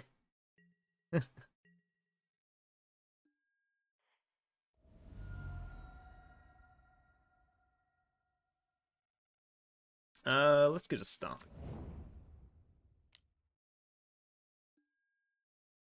They totally don't have Archmage's Charm or fucking Counterspell or anything. I think we got this game in the bag, boys. Playing Modern Lands. Okay. I like this better than Archmage's Charm. Draw 2. Did they just bin a Dragon Rage Channeler? Why?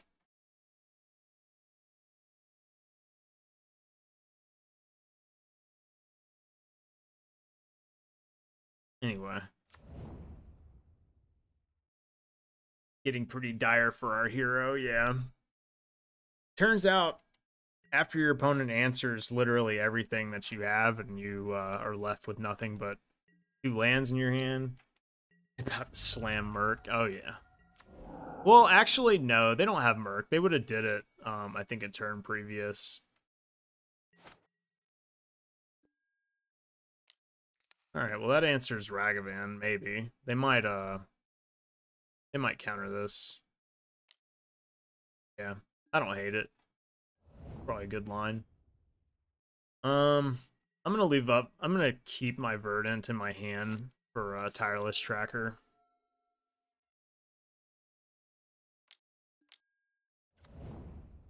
God, please, for the love of God, don't let a Termagoyf. Please. Okay, that's fine.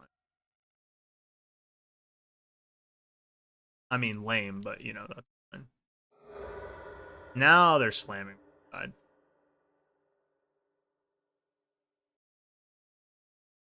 It's almost like Otawara is better than Boseiju.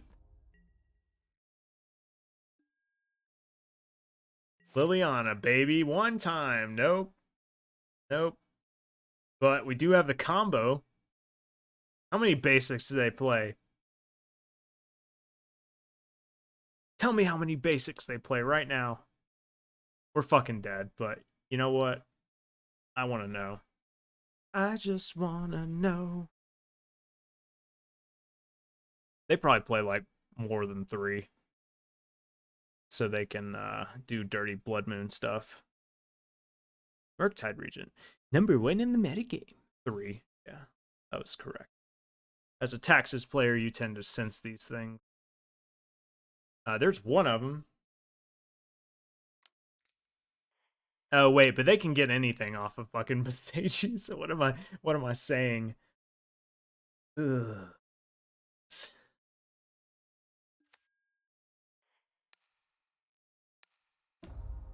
My opponent's like, dude, for the buy.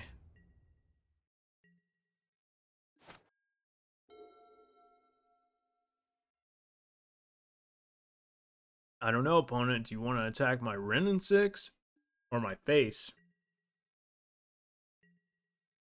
They're gonna be like, hit you, bolt, bolt. Really, they're not even gonna like humor me by playing Ragavan. Needs to be nerfed. Oh, what was that? What did you say? Bad mouthing my Renin 6? If only Murktide was one less toughness. Oh yeah.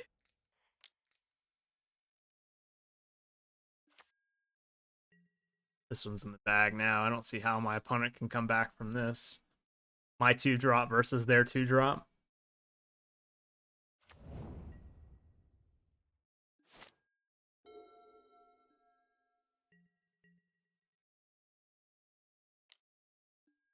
All right, they figured out the line.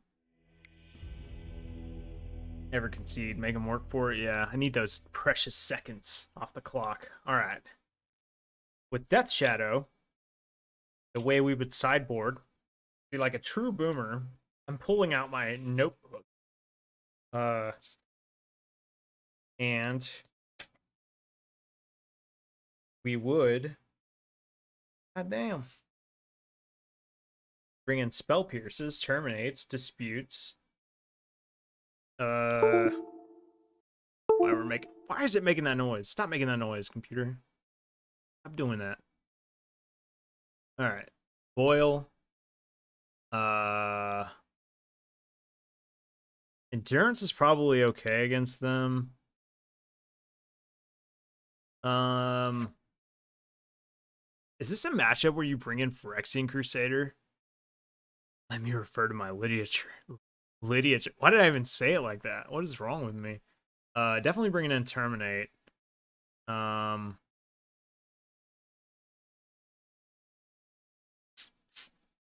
Let's see.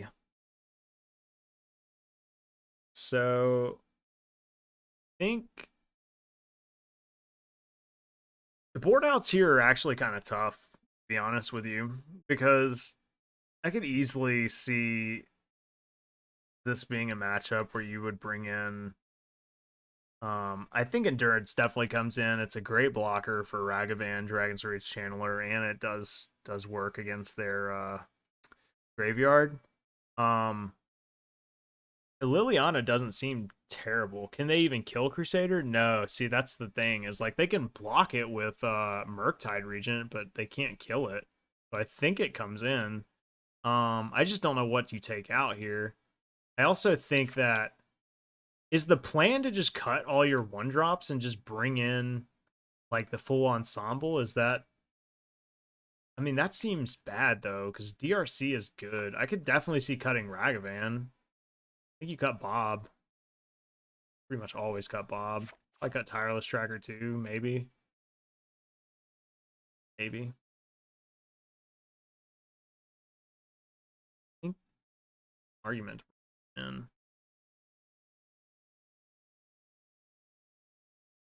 we cut the lips. Um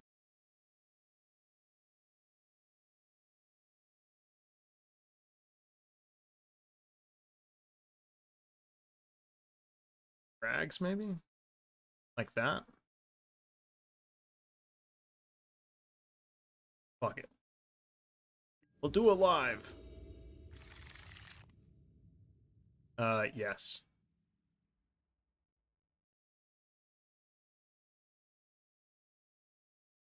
Easy keep. Some would call it a sneep.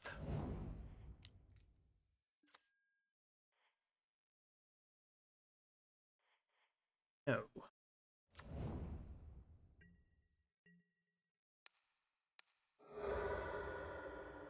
Alright, they have a Ragavan.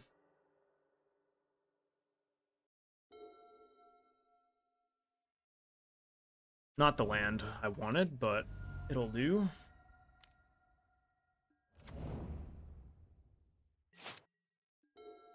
Damn. Um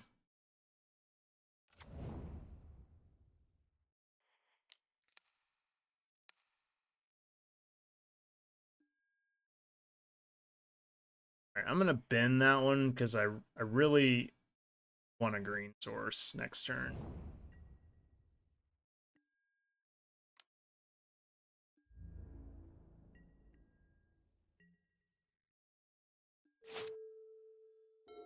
Hopefully they go for another rag. I kind of like Crusader on the play. Blanks off their removal while being a threat on its own. I think it's the list needs more Thoughtseize. Yeah, probably.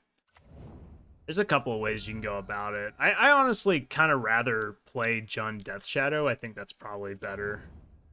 Okay, this is good. I think we just bolt this one. We're likely going to get Delirium pretty soon.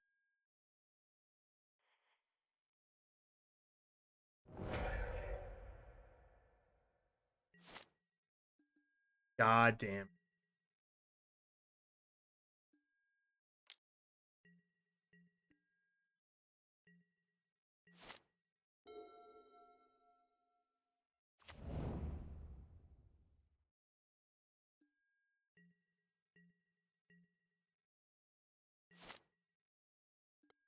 Okay.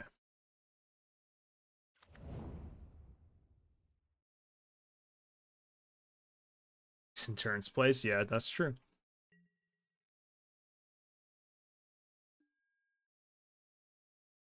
Archmage's Charm, maybe?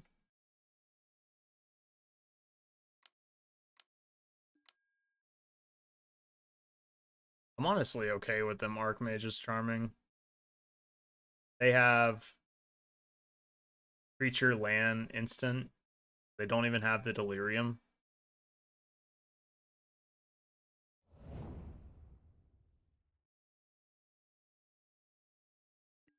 And we can Ren minus. Um and even if they Murktide us, they can't make a big Murktide. I also don't hate Termagoyfing here.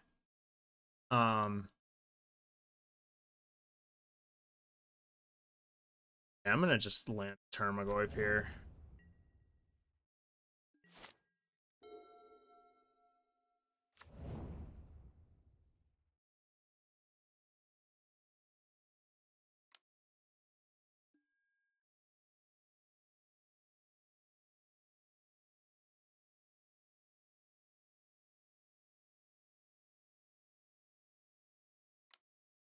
Double bolt.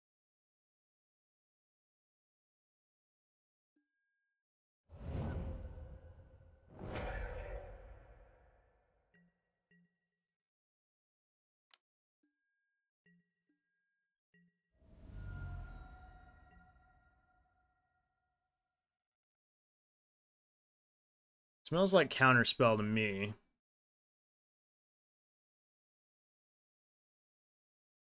I sort of want to Unholy Heat to test for counterspell, but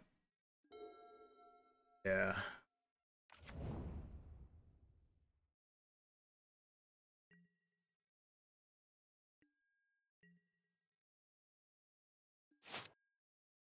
I was really hoping they fetch.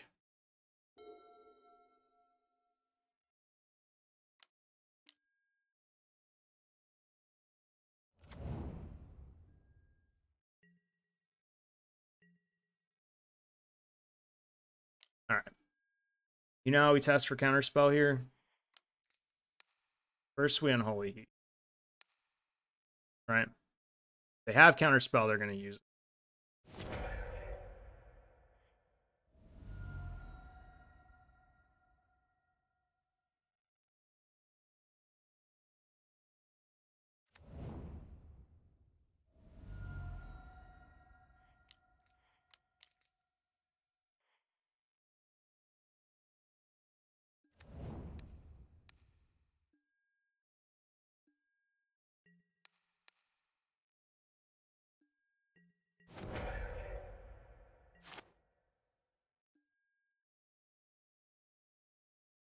Well, I'm not pleased with, um, you know, just having the endurance.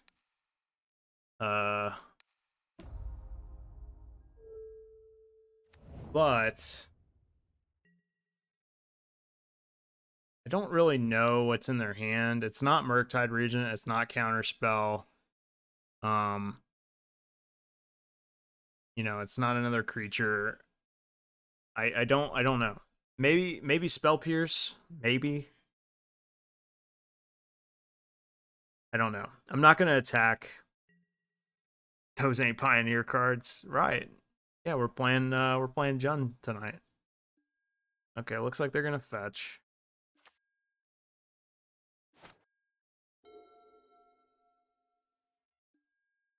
Fetcher's Bauble.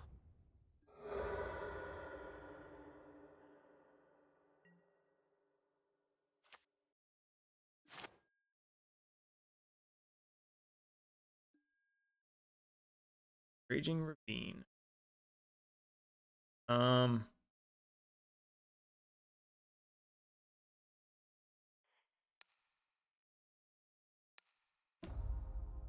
I think with the Raging Ravine card, I think I'm gonna attack this turn. I don't think I'm worried about Ragavan now.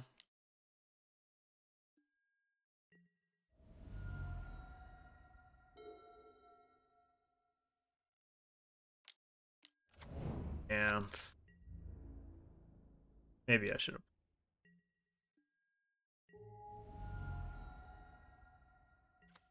Okay, good. Fuck you. Look, it's bad, Dennis the Bugbear.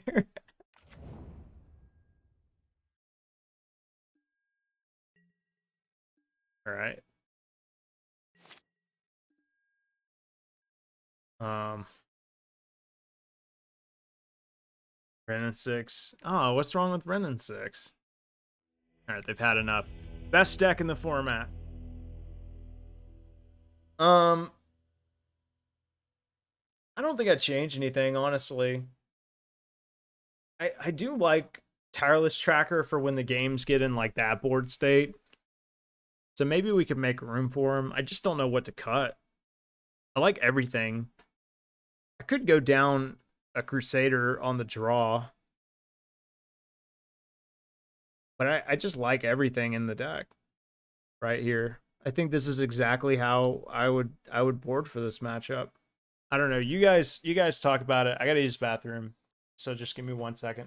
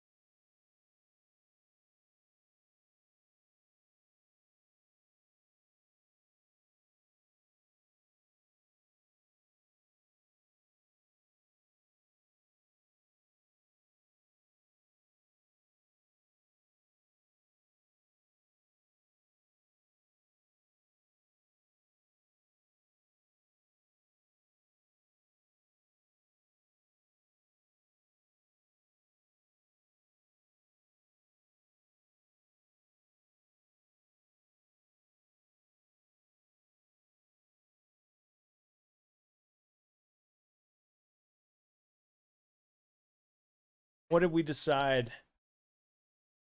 Nothing. Like the magical conch. Nothing. I don't know, guys. I think we just keep it the same. Same. I don't know why my computer making that noise. It's like something's like disconnecting and then reconnecting. Yeah, my brain. Better Crusader. We roll how we roll.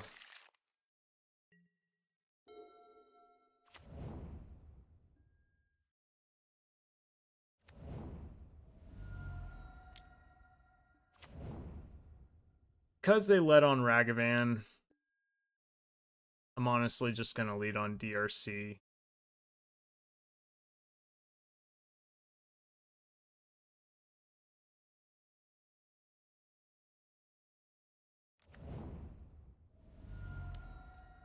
I guarantee you DRC is gonna die, but at least they'll have 1 mana to, well, potentially 2 mana to play with. Yeah.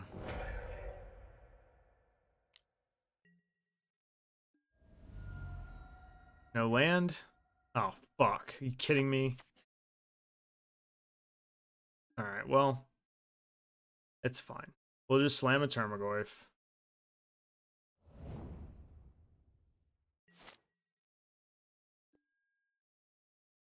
No, not yet.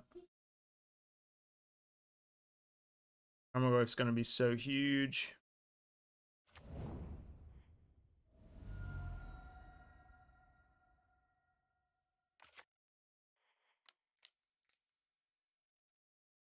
Ooh, well. All you've done is grow my Termagoyf to unreasonable lengths. Are you laughing at me?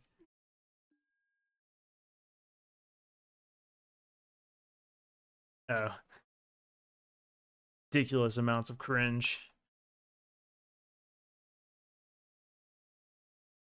Sure did.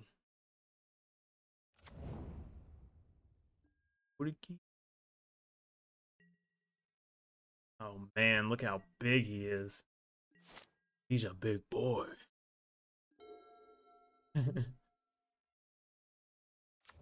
Alright.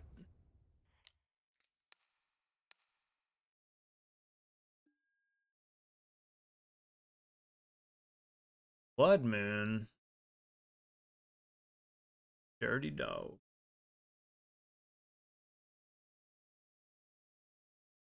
Blood Moon doesn't really do shit to me, honestly. It almost hinders them more than it hinders me at this point. So, like, kind of fine with it.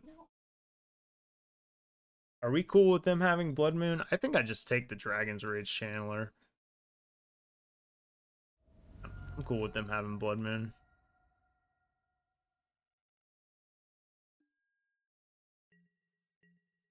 And we may have to take a hit from this DRC. But I think they're just going to slam Blood Moon.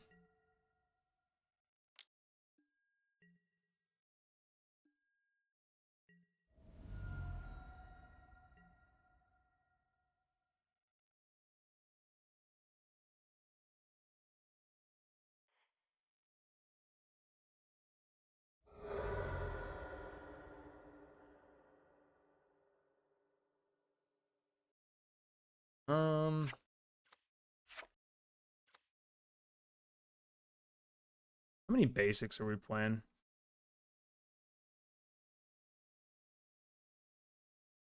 I suspect they drew like a counter spell or something because I don't know why else they wouldn't just. I mean, maybe they just don't want to hinder their own.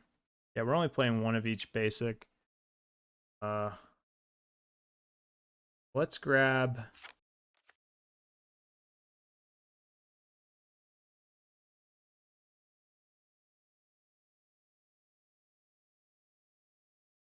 Grab Stomp.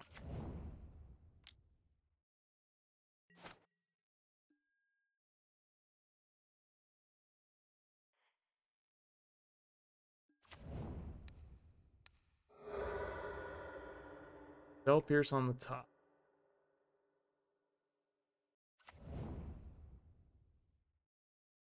All right. First things first.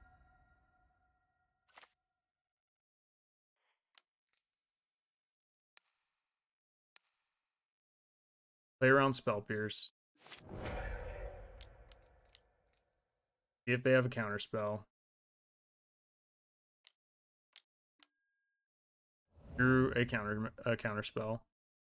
Can't attack, so pass and pretty much anything. Draw this.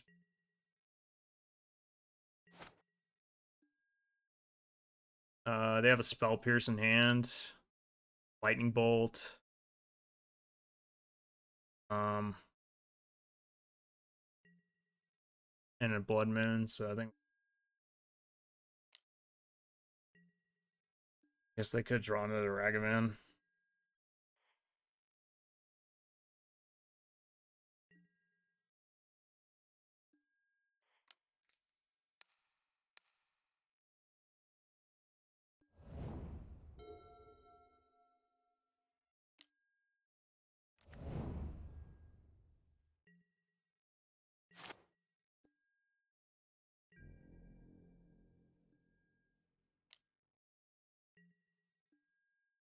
All right, you can get one turn to make it happen, fam.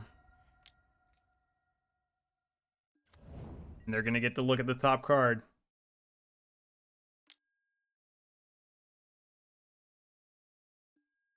It was a island. They're an island boy. They lose.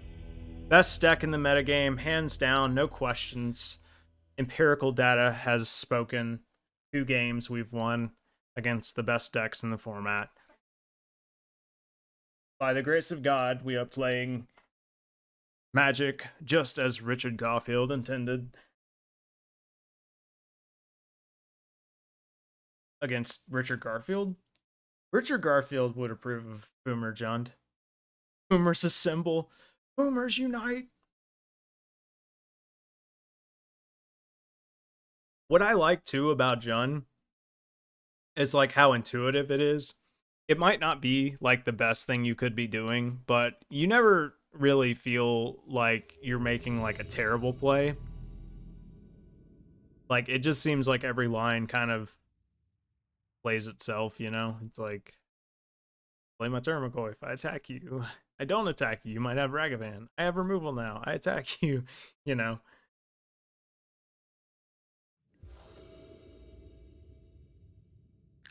Here we go. Nope. Yep. I like this hand. Think so. I really want to keep this Liliana because it's like the only thing I really got going on. I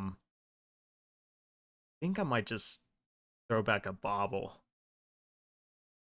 Yeah, Brennan 6 is definitely expensive.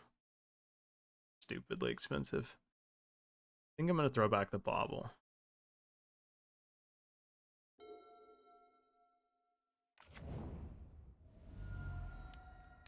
I'm playing 8-rack. All right. Well, we played against this deck. We can take Eldritch Evolution, let them play the Ignoble Hierarch, and then we can take Geralf's Messenger off the next one. Yeah, I like that.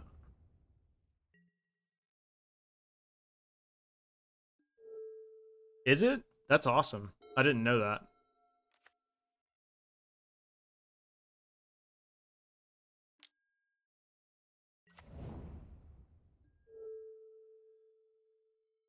Well,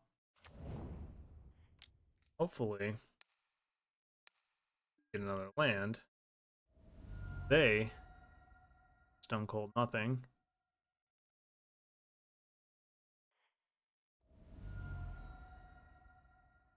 Get a Blood Crypt here.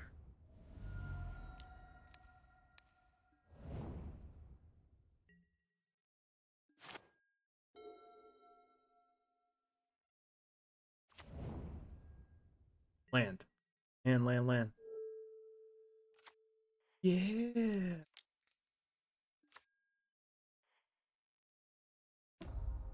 Nah. That's alright though. I don't care. I don't care if anyone gets it. It's in Double Masters too. That's sweet. That's good. I'm glad they're reprinting like a card that needs a reprint. Makes sense. Birds of Paradise.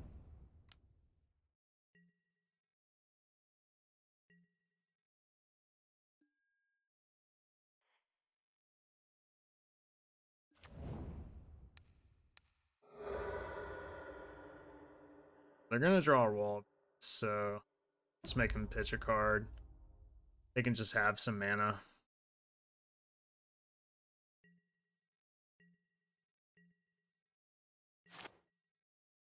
Just keep ticking up here. Oh, sweet. Maybe they'll get greedy and crack the peat land this turn.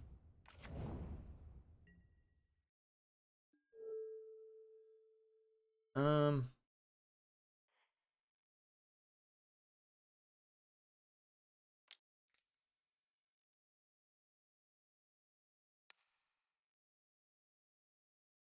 hard.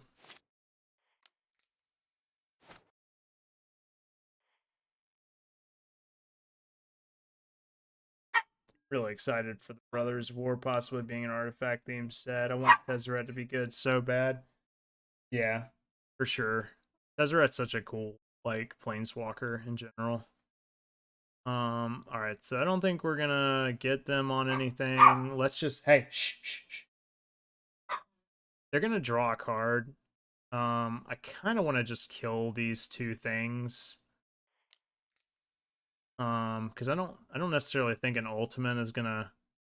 I mean, it could be good, I guess.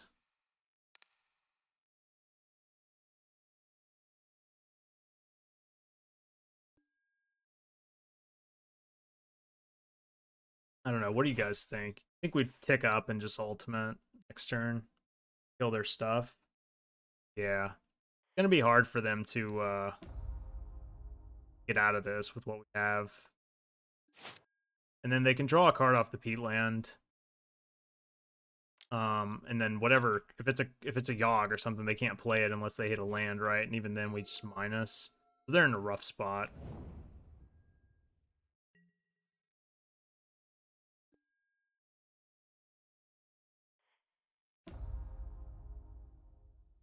Hard thing position here, yeah.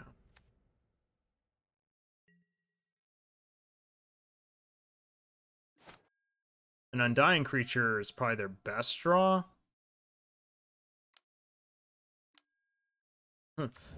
Speak of the devil. Okay, now we're gonna draw like a Termagant for something, so it's fine. Damn you, deck. Damn you.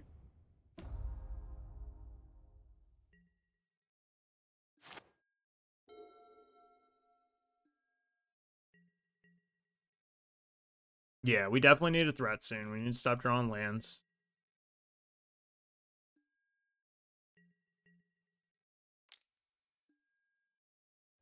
Wow.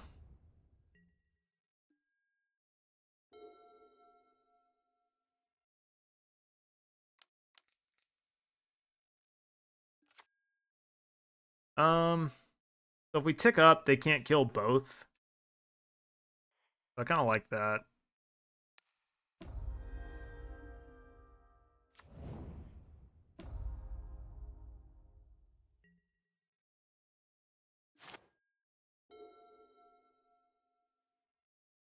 Because we get a minus, like, to stop exactly... well, no, that doesn't even stop exactly Yawgmoth, so...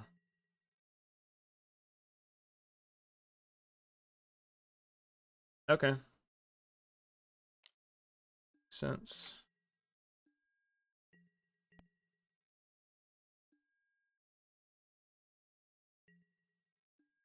I'm gonna fetch here.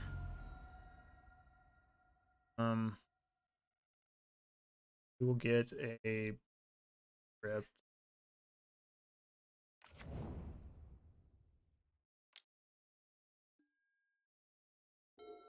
Okay. That's good. I'm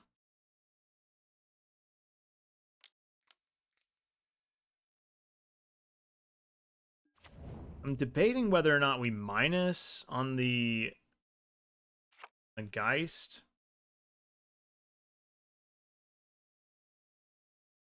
Is it worth it? They've been okay. We've just been drawing kind of like terribly. I want to minus on the Geist.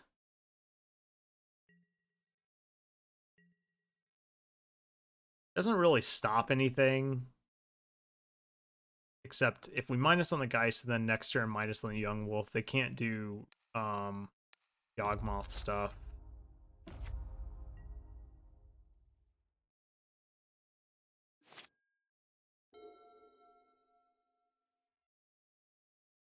Unfortunately, it does mean if they kill Termagoyf, um, once again, whenever you put them on one, create a 1/1 green snake creature, death touch. Yeah.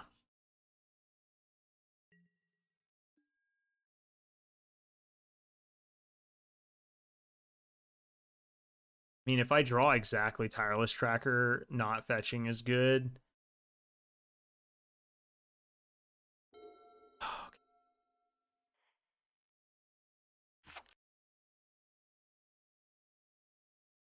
So if I minus, I lose my Ren 6, but it doesn't really thing. So I might as well just plus, I suppose. I mean, they would lose a creature. They'd have to attack in, right? So they could do anyway, I suppose.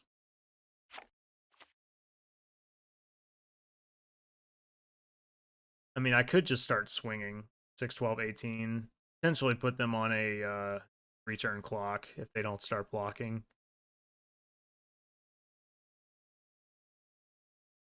I'm in a precarious spot here. They block with Young Wolf if I attack, I believe. Could just minus and then attack. I don't know. I'm in a bad position. I really need to draw some type of threat or something. I mean, we've won this matchup in the previous games, so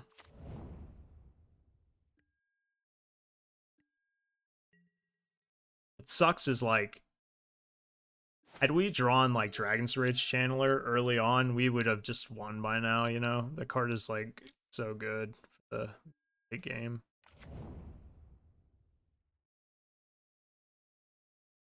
Luckily they're not doing anything yet. I am worried about Court of Calling now.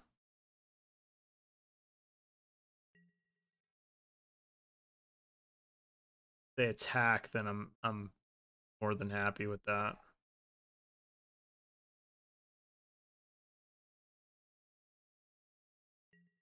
Yeah, read now. Panic. Flooding out a bit, yeah. We've flooded a few times, and we're only playing 22 lands. I don't know if it's like just a coincidence or what, but seems to be themed. Right. We are running out of lands to play, so Jesus Christ. I mean,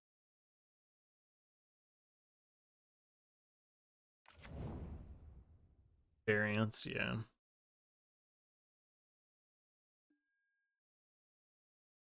At this point, I think I've lost. I don't think they have Chord in hand. Otherwise, they would have just snapped past. Um, not sure what it is that I'm playing around. I guess I just have to like threaten an ultimate on Ren and 6 at this point.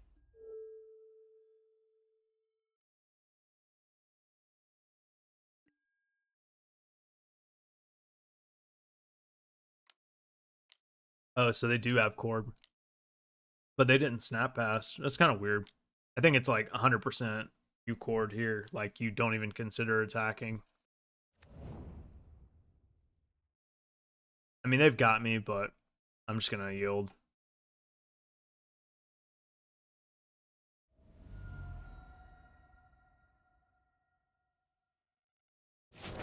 Have I tried Jund Saga?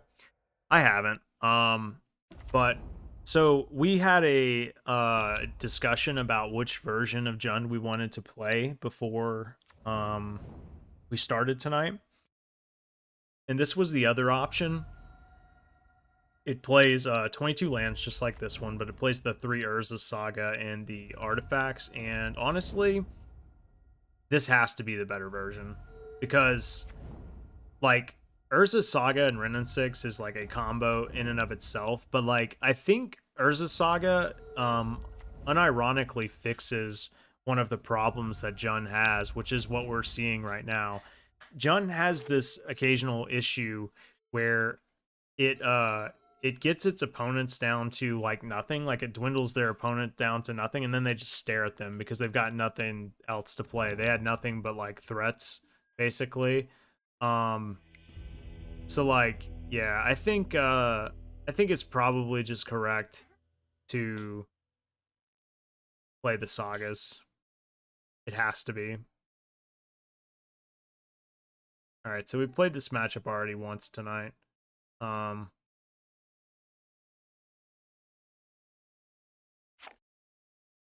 bring those in. I think bring in Hidetsu.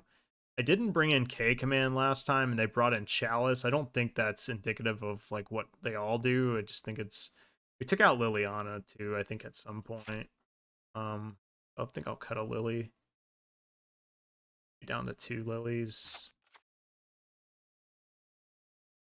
I guess I don't hate playing Bob. He's really really bad against Yawgmoth. Like exactly Yawgmoth. And we saw Lily isn't terrible. So I'll just play it back like this. Um it's almost there. Like if this Mishra's Bobble draws us another land, the only problem with Saga is that every deck is prepared for it. It can lead to some nasty blots. Yeah, for sure. But that's just modern, right? In a nutshell. Um, what do you think? We throwing this one back or we keeping it? It's a potentially good hand, but if we don't draw a land, it could get pretty ugly. Um,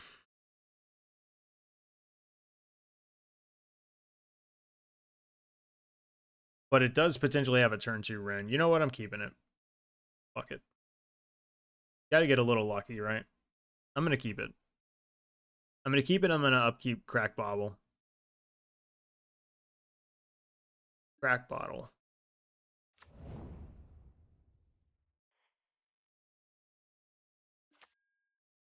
And if we draw a fetch land, then we're golden. This hand's amazing.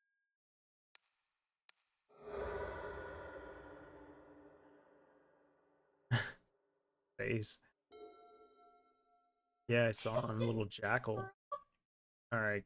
Play that ignoble hierarch. Yep. And give me a land.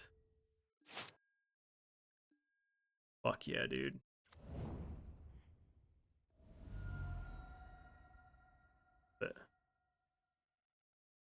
Let's get ourselves Blood Crypt.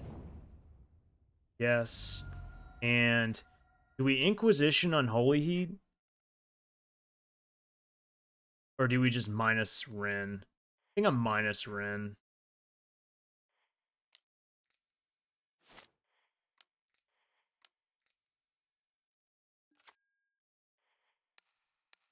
They're probably going to turn to Wall of Roots anyway, so next turn we will play DRC, Inquisition them.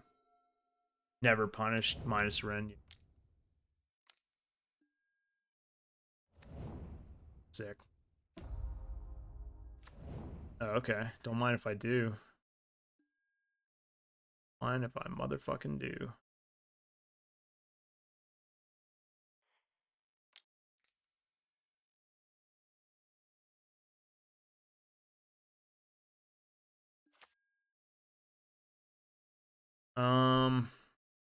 Is he just fetching for a basic swamp here to Inquisition?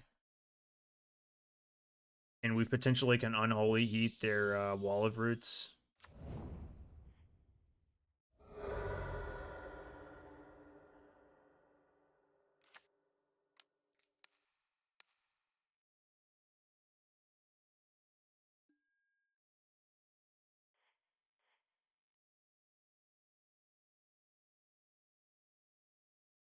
Huh. So they don't have a third land. Not really worried about Court of Calling right now, but can't kill Wall of Roots, right? Because Unholy Heat doesn't. Does Unholy Heat count itself when it's in the when you cast it and it resolves? Does it check for Delirium? All right, let's look that up. I mean, Unholy instant thing. As it resolves to determine if it deals 2 or 6 damage. Deals 2 damage or at the time Unholy isn't in the graveyard yet. Okay. So it doesn't. Can't kill Wall of Roots. So I think we just take Grist here. Although Hepatra is pretty annoying too.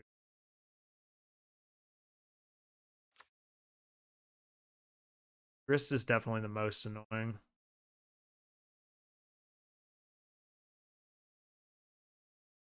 They go untap Hepatra. They could potentially make a snake.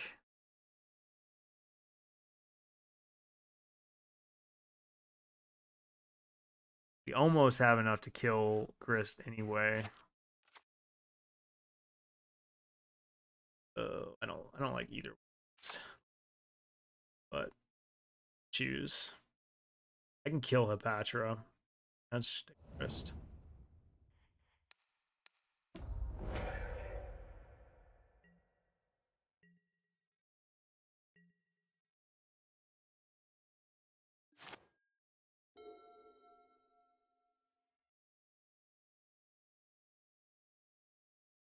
Kind of like taking Cord. They don't really have any creatures right now.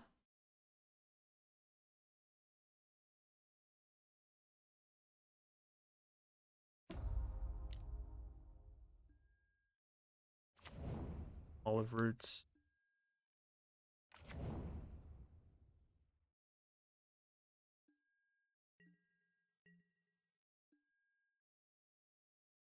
Um,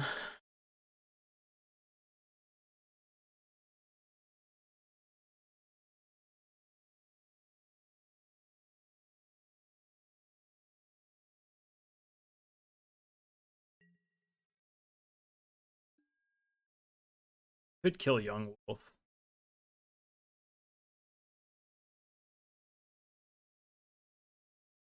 Kill the Young Wolf, untap. We could K command it.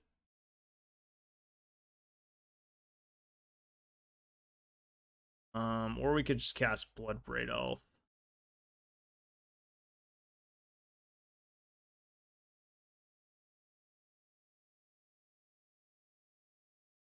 Got a lot of interesting lines this game.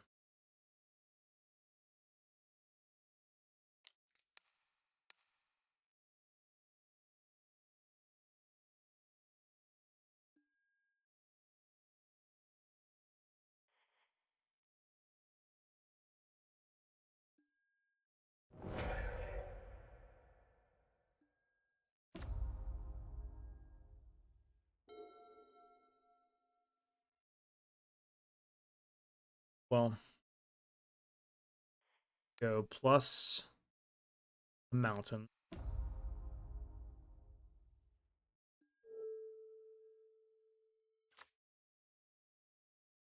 Let's go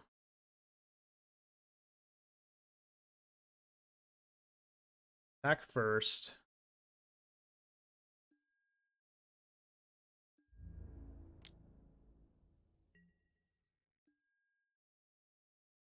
Yeah, we're gonna take it.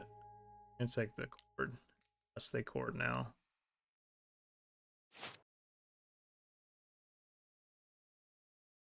Let's go.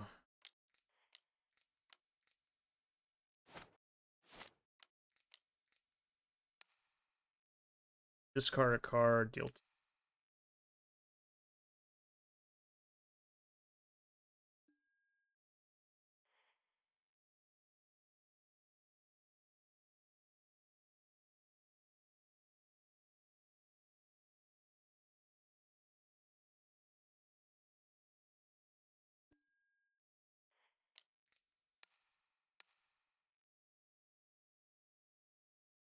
Now they have to Cord.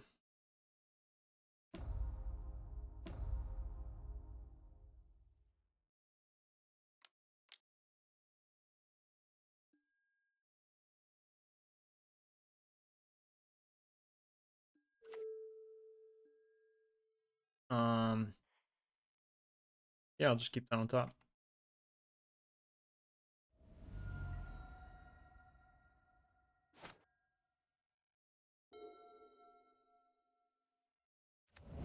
All right, cool. Gonna say, barring any like amazing draws from them, we should be in pretty good shape here.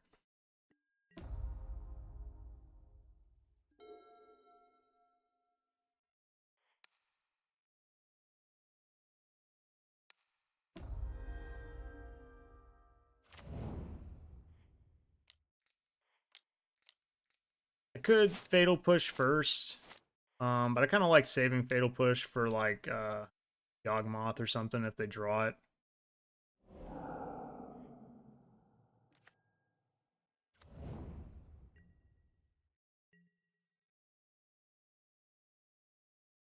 Yeah, Wall of Roots is really good.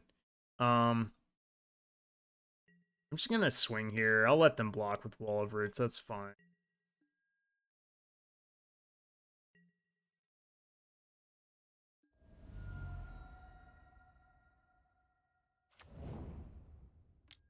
Is there any merit to killing Wall of Roots now? I mean, I don't know. 1, 2, 3, 4, 5, 6, 7, 8. Yeah, I mean, even if we kill it, they could go 1, 2, 3. Uh, I guess killing it prevents them from courting for Yawgmoth. But then I wouldn't have an answer to actual Yawgmoth. But if they draw Yawgmoth, they just play it. And I'm just gonna let them tap, I think. Actually, no. I changed my mind.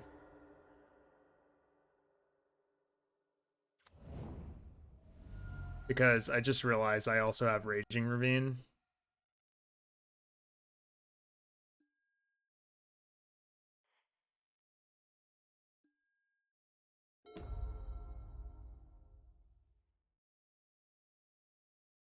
I should have did that last turn, obviously, but even though I made one mistake, not gonna make two.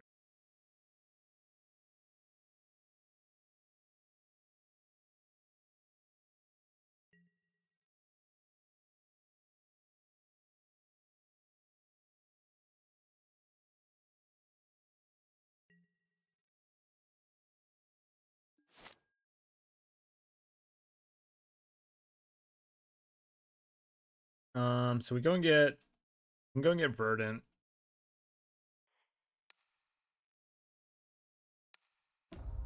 I could have minus, but it's fine. Go. That's for a forest. And look at the sweet prize I won. Sean Rover, thank you so much for the follow, my friend. Welcome, welcome, welcome.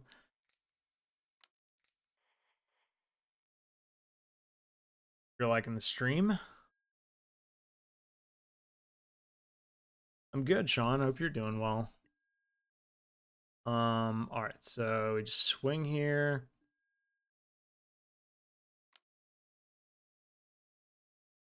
I don't know, like, do we kill something pre-combat? I mean, I guess we could kill a wall.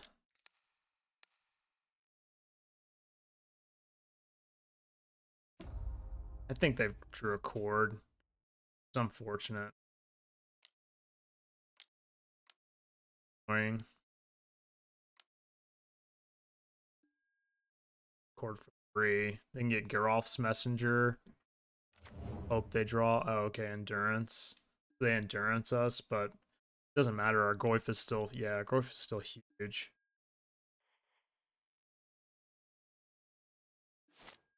Still in a tough spot.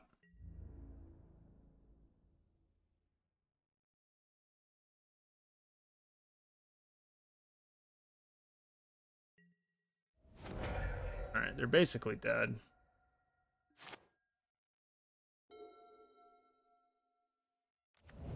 Yeah, they could have courted for Gris, you're right. They're dead.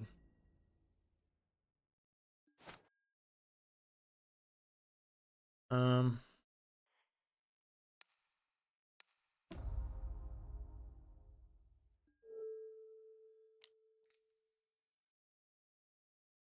Probably not going to crack this just because my Termagoyf is huge and I want it to stay that way.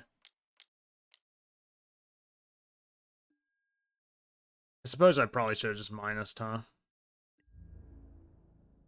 But either way, they're dead. Oh, I can't believe it didn't block the Bloodbraid Elf. I think they've given up. Okay. They got the Dryad Arbor. That's right. So they're still dead. Raging Ravine is way better than Den of the Bugbear. Working on a modern deck. Uh, oh wait, Raging Ravine doesn't have trample. Whoops.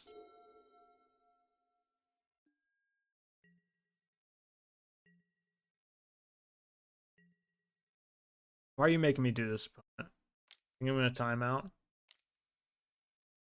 Play your Geralf's Messenger. Cool. Sweet. Sure showed me. Oh no, I wonder if we see the line. Alright. Working on a modern deck deads format. I know nothing about this deck. Better. Know nothing about the deck. It's supposed to be Legacy. Modern is better. So are you saying like Modern is currently better than Legacy right now? Is that your what you're saying? I'm just trying to get the because if that's the take, then I somewhat agree. I think Legacy is pretty much solved. I think Blue Red Delver and Legacy is just the de facto best deck. Oh, okay. So you're working on Esper Deathblade. Um, so that's a very interesting deck. Are you working on Esper Deathblade in Modern or Legacy? Because both can be viable, right? No, it's okay. Don't apologize. You're fine. I was just trying to. I always want to make sure that I understand like what the chatter is saying. I don't want to like just nod my head in agreement and pretend like I know what's going. I'm just gonna keep it like this. I, I could see cutting a Liliana and playing the Bob. Yeah, Bob is really bad against fucking Yawgmoth. But if they don't get Yawgmoth, Bob is great. This hand's amazing. But oh, and modern. Okay. Yeah. I mean, I'd be interested in seeing a list if you got one. I'll take a look at it. I love Stoneblade lists. Love me some Stoneblade. Yep, we're definitely keeping our hand.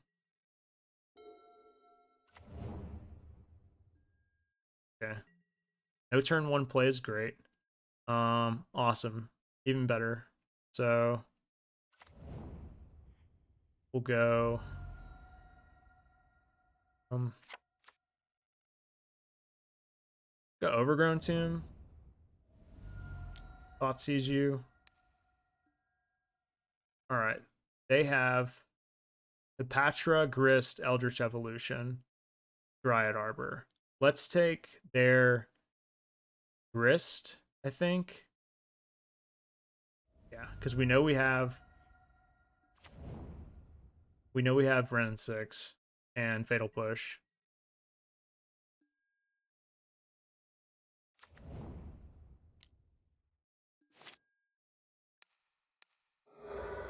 You should try that 8-track list for Pioneer I sent you. It looks dope. I would definitely be interested in running it. I would play some. I don't know if I'd be willing to fire up some leagues with it just yet, but I would definitely be willing to I'd definitely be willing to uh run it through some like solo queues. And our Goyf is already so huge.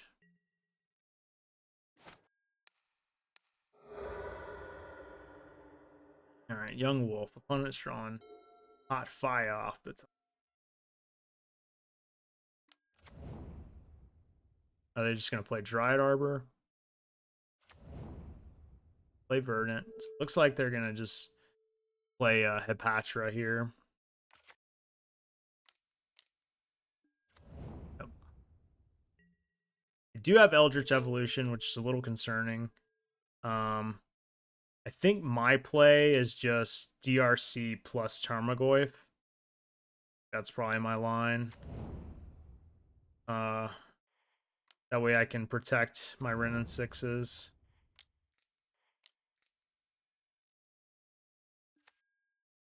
They can Eldritch for. They can technically get a Yawgmoth this turn. Yeah, yeah, you can, Sean, you can post a Moxfield, that's fine. Okay, so they're not getting Yawgmoth. They got Grist. Okay. Well, their Grist is gonna die. I can also kill their Dryad Arbor.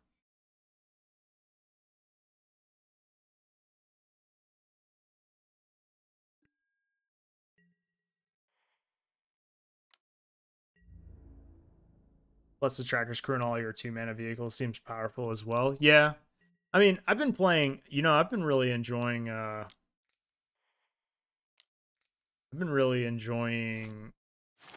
Esper Greasefang and Mardu Greasefang. Those decks have been really fun for me.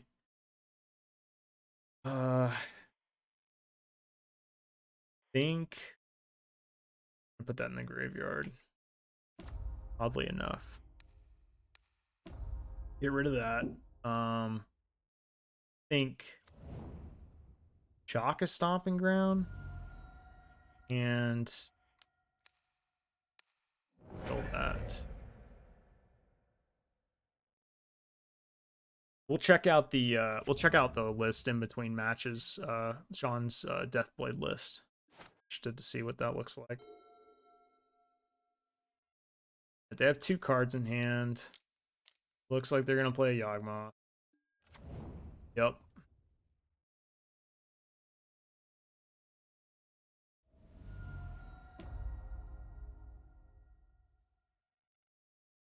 This is really annoying.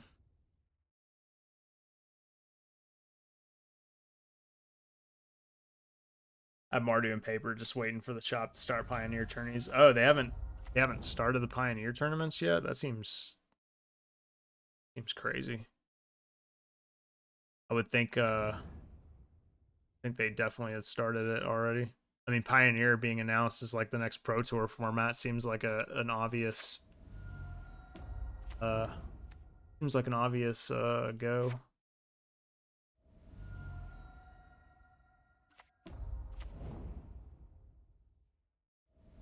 I mean, they're gonna lose a shit ton of life, but they're drawing a shit ton of cards as well. It's very annoying. Yawgmoth is exactly what we didn't want to see. Not completed. I don't know the mana base for modern, and after 19 lands, I'm not sure where the 8 cards I need. I can make some suggestions if you're interested. Yeah, for sure. I was playing Pioneer uh before it got announced as the next Pro Tour format, and I was enjoying it, even though people were saying like it was not fun or whatever. I think it was always fun personally. God, this is so annoying. I knew that Headpatcher was going to be problematic. It's just, no. We Fatal Pushed Wall of Roots. Maybe we should have just let them have Wall of Roots.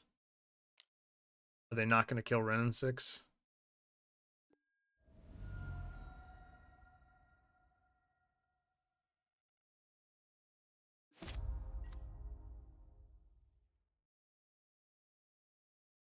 I think they might have got me. Format is so open as well. Absolutely, I agree. I mean, I agree to an extent that I think there are definitely archetypes left unexplored, and I think that we could. I think we could easily see like some new archetypes emerge. I am going to. I could technically kill Hepatra and put a stop to all this nonsense.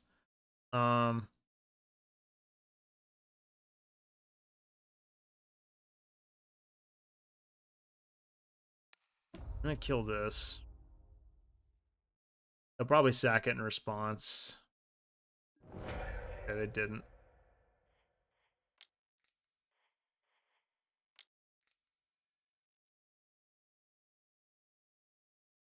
Might be able to catch them slipping, but I think they got me.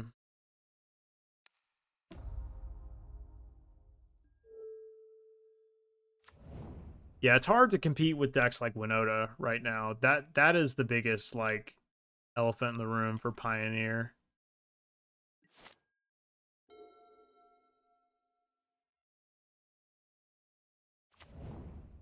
They probably had me dead here, but I do have an endurance, so we can do some stuff.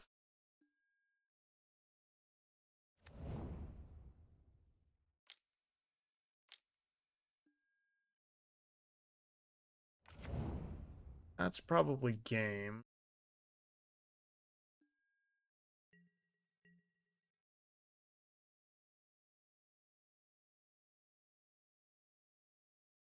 Um, so they swing out.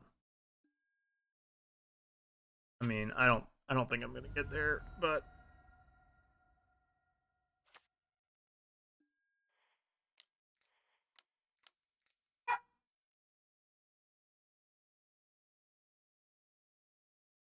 the problem is they just drew fucking million magic cards and just unable to. I mean, they can just kill me right here, right? I'm pretty sure. I'll yield to the Undying trigger and the Zilliport trigger because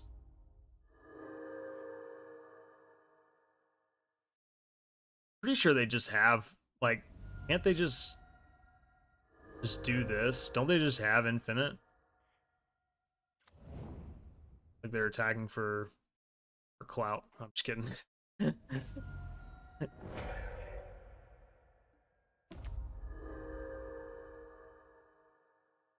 Yeah, Winota is a fucked up magic card. I enjoyed Winota a lot more when it wasn't the best deck in standard. Like when Luca Fires was like the best deck in standard, Winota was like tolerable. You know what I mean?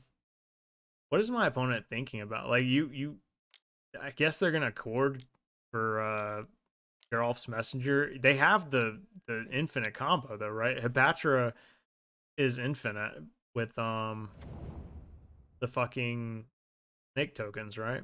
Because you just put a -1/-1 counter on Young Wolf. I guess I don't know. They have lethal a million over. They're figuring out how to play the deck. Okay, we're 2-2. We can go 3-2. Oh, hold on. Let's look at Sean's deck. Nope. Sorry, opponent. Not today. Today, Satan. Okay. Let's see.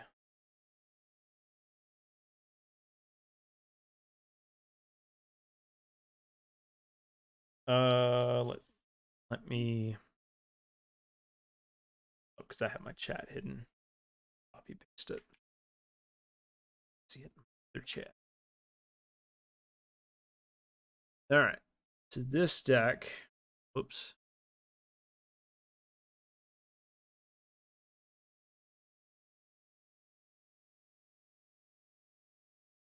All right. No mana base yet. See this, you've just got the shell of the deck essentially right here, right? So 2, 9, 18, 20, 31, 32, 33. You've still got some room, right? Counting correctly, 9, 18, 31, 32, 32 cards. So yeah, you've got, with this type of deck, I would say like like between 24 or 23 lands, something like that, depending on how many cantrips you're running. Um Sword of Fire and Ice is a good start. Your equipment suite should be Sword of Fire and Ice, one Batter Skull, one Cauldra complete. Those will be your three equipments. Uh you're playing more of a control shell, which is fine. I like the snaps. Um You're basically just looking to lock your opponent down until you've dwindled them down to nothing, and then you can like essentially resolve a Stoneforge Mystic without fear of them killing it or whatever, which is a fine strategy. So yeah, Cauldra, Sword, Batter Skull. You need those three. And then you definitely want to be running 4 counter spells. Consider as Force of Negation. Okay.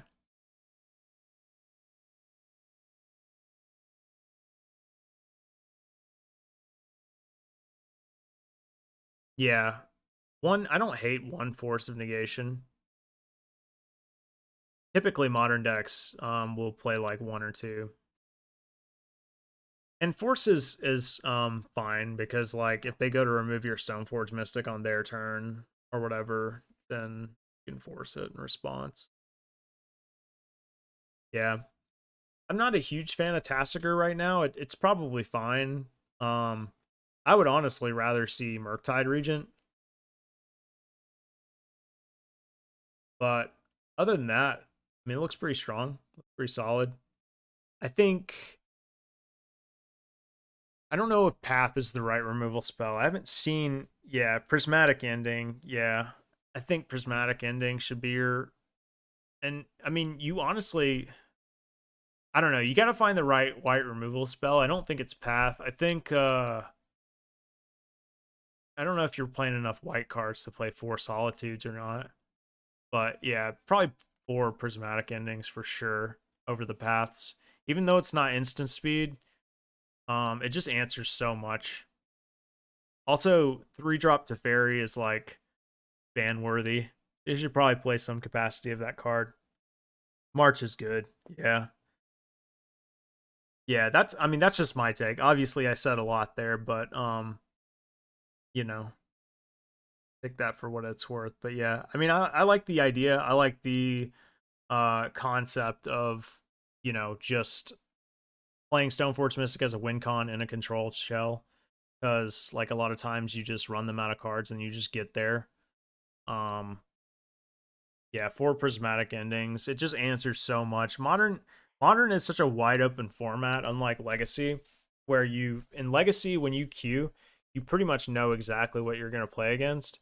Like the encompassing decks that is Legacy, you have like Blue Red Delver, lands, uh, like some form of depths, probably Naya depths, right? You have Reanimator, you have 8 cast, you have Red Stompy, what else? You have Bant control, you have 4 color control, and like that's pretty much it.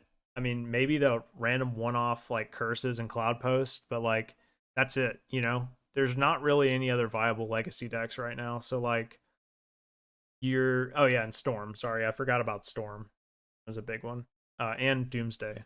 Guess I forgot about those two. But they kind of all fall into the same category, right? Jeskai, Days Undoing, or whatever Jeskai Narset. Hull Breacher. That's the name of the deck. I couldn't think of a reason, but yeah. But like I said, like Swords to Plowshares is the best removal spell in Legacy. The problem is Path of Exile gives your opponent a mana advantage, and if you're the control deck, that allows them to cast more spells than you, and having that, and it gives them more options, I guess. I would move the past the board for Merc, yeah. You could also play some, like if you're not playing a full 4 Teferi, like 3 mana Teferi in the main deck, you could also play a couple Teferis in the sideboard. A for the control matchup, but also B for Murktide.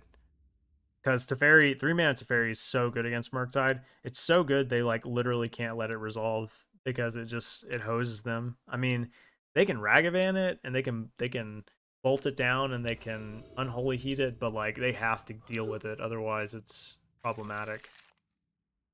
And oftentimes, if you have dealt with their Murktide, then Teferi already got value. I'm gonna keep this hand. I'm probably not supposed to keep it, but I'm gonna open up on DRC. It's cool though. I mean, yeah, you mostly play EDH. I don't play EDH at all. The fairy should definitely be main. It's good against so many decks. Yeah, we've Daniel and I have talked about Teferi, 3 mana Teferi, but like I think 3 mana Teferi is a card that will inevitably be banned in Modern. That's just my hot take. That card is so goddamn good. It's been banned in multiple formats. It's banned in Pioneer. It was banned in Standard, I think, at the tail end of it.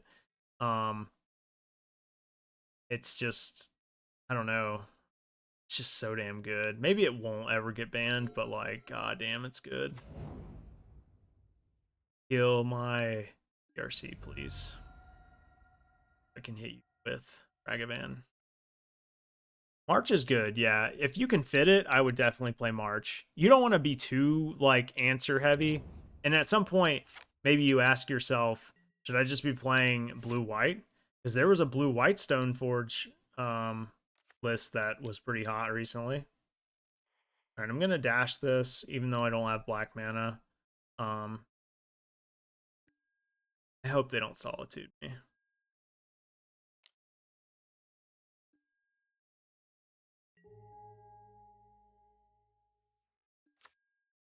Oh, it's that deck. Okay.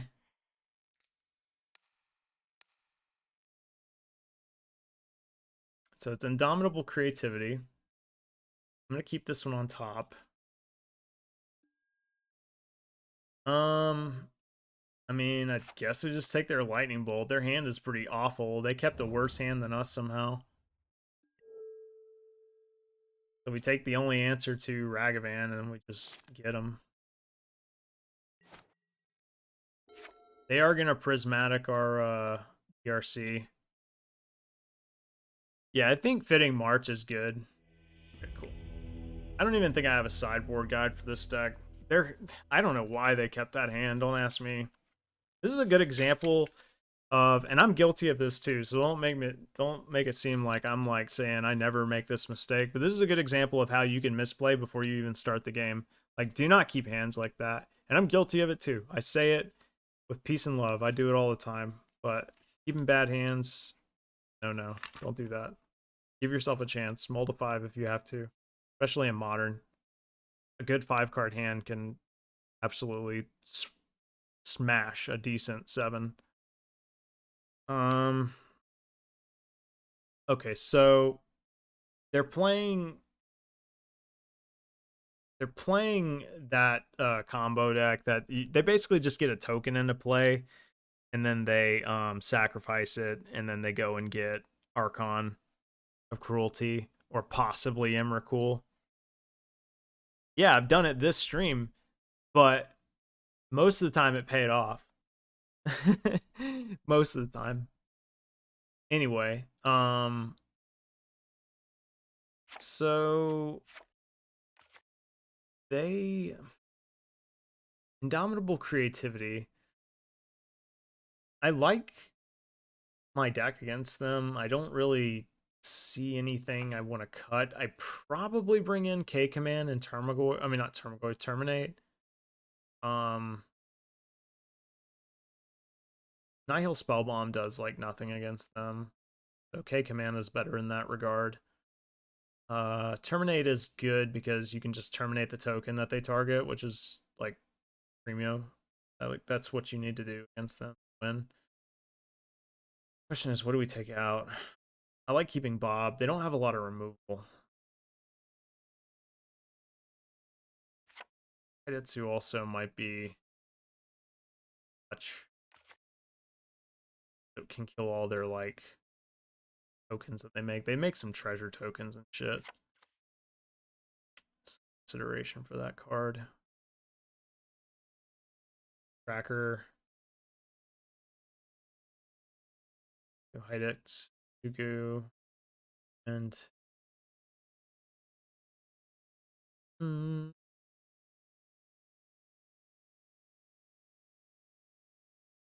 mean, I think bringing in Phyrexian Crusaders overkill. Definitely been lucky tonight. Yeah, I mean, I've gotten lucky. I've also gotten somewhat unlucky. I've flooded a lot this stream. But yeah, I mean, I definitely played for some luck. I'm just going to run it like this. They don't always try to sacrifice a creature. Sometimes they sacrifice, what do you call it? treasures stuff. Because they play prismatic, not prismatic ending. I mean, they do play that card, but the other one, the one that you can draw to, discard, and then make a treasure token. That jazz. Okay. Basically, we want to do two things. We want to disrupt their combo, and we want to clock them. Kept another 7. Have Ren and 6. Let's go DRC. Don't think I'm going to play Ren on 2. I think I'm probably just going to play the other DRC and then Thoughtseize them. They didn't fetch. Usually they want to save their fetches too because they can fetch for the dwarf tokens. So, Inquisition is very interesting. I don't know if I want to Thoughtseize Inquisition them this turn. Probably want to fetch to get as aggressive as possible.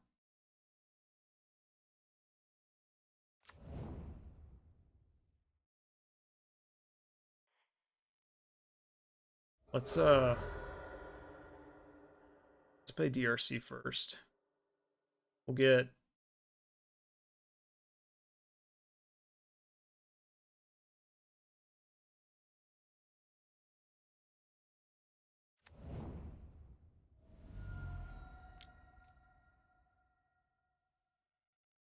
hope if I actually got the right. We'll Inquisition them first. Triggers. Then creature artifact. Walker gets us there. Graveyard. Um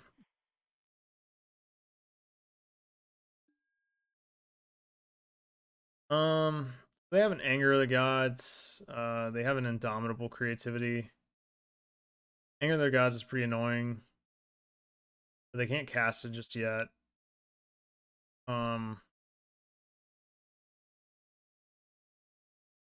think honestly I'd take their Indomitable Creativity. They have Transmogrify, but like you can take that out of their hand too. I'm fine with them lightning bolting this. Like care.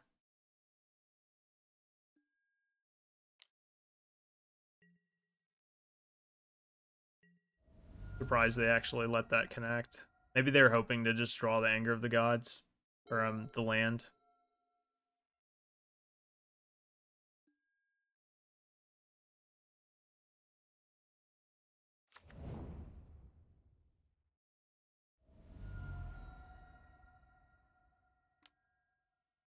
Okay.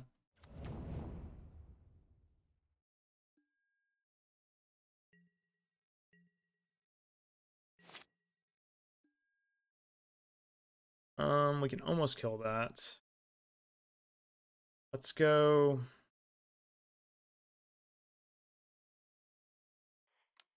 Good thought sees you. 2 triggers.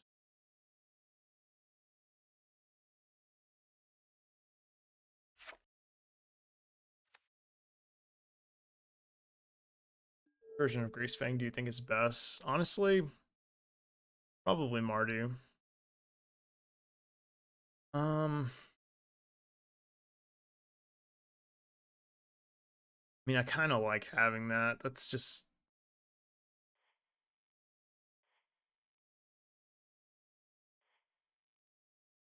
I'm gonna keep it on top twice. And if they block, we'll unholy heat them.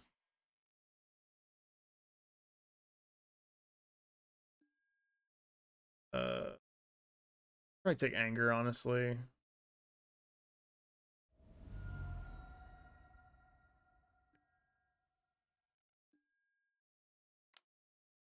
If you're them, you don't block here. Shouldn't, but they are.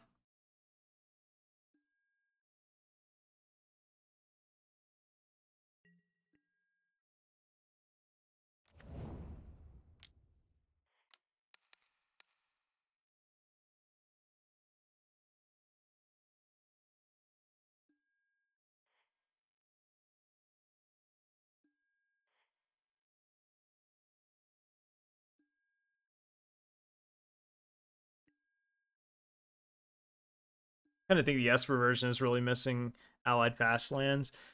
The Esper version is like good.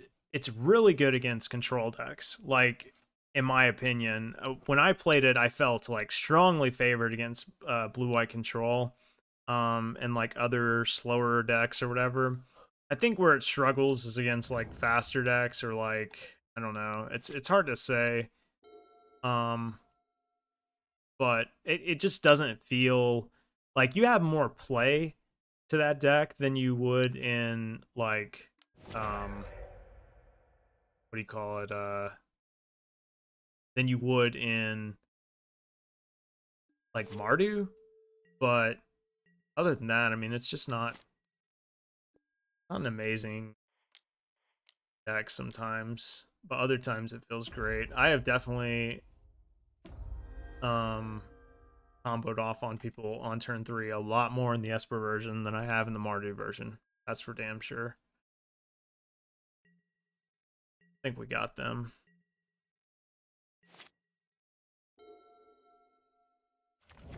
Got the combo. You have that Transmogrify though.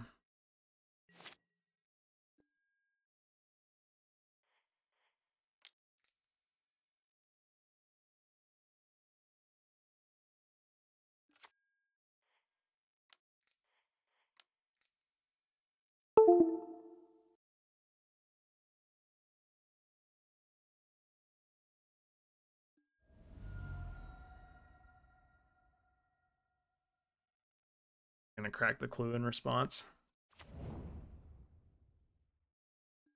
Oh, they shocked. Okay.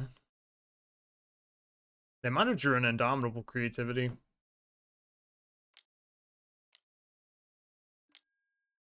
Mystical Dispute. Sure.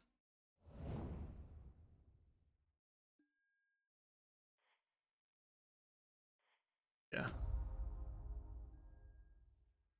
I mean, I don't know how you win through like the Liliana active. It's gonna be like really hard for them to win. They can search for a dwarf. Honestly, I'll let it slide. If they want to block with a dwarf, that just means they don't have a creature for Indomitable Creativity.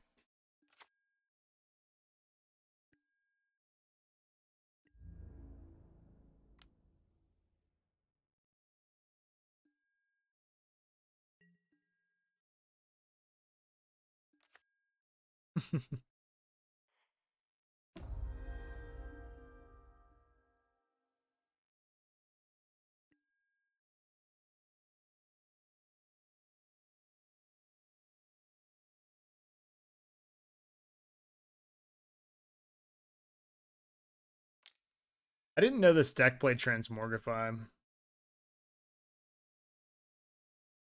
Thought they just played Indomitable, but maybe they're playing like a version of the deck that is a little bit more aggressive on the combo. I think this is truly where like John shines, you know.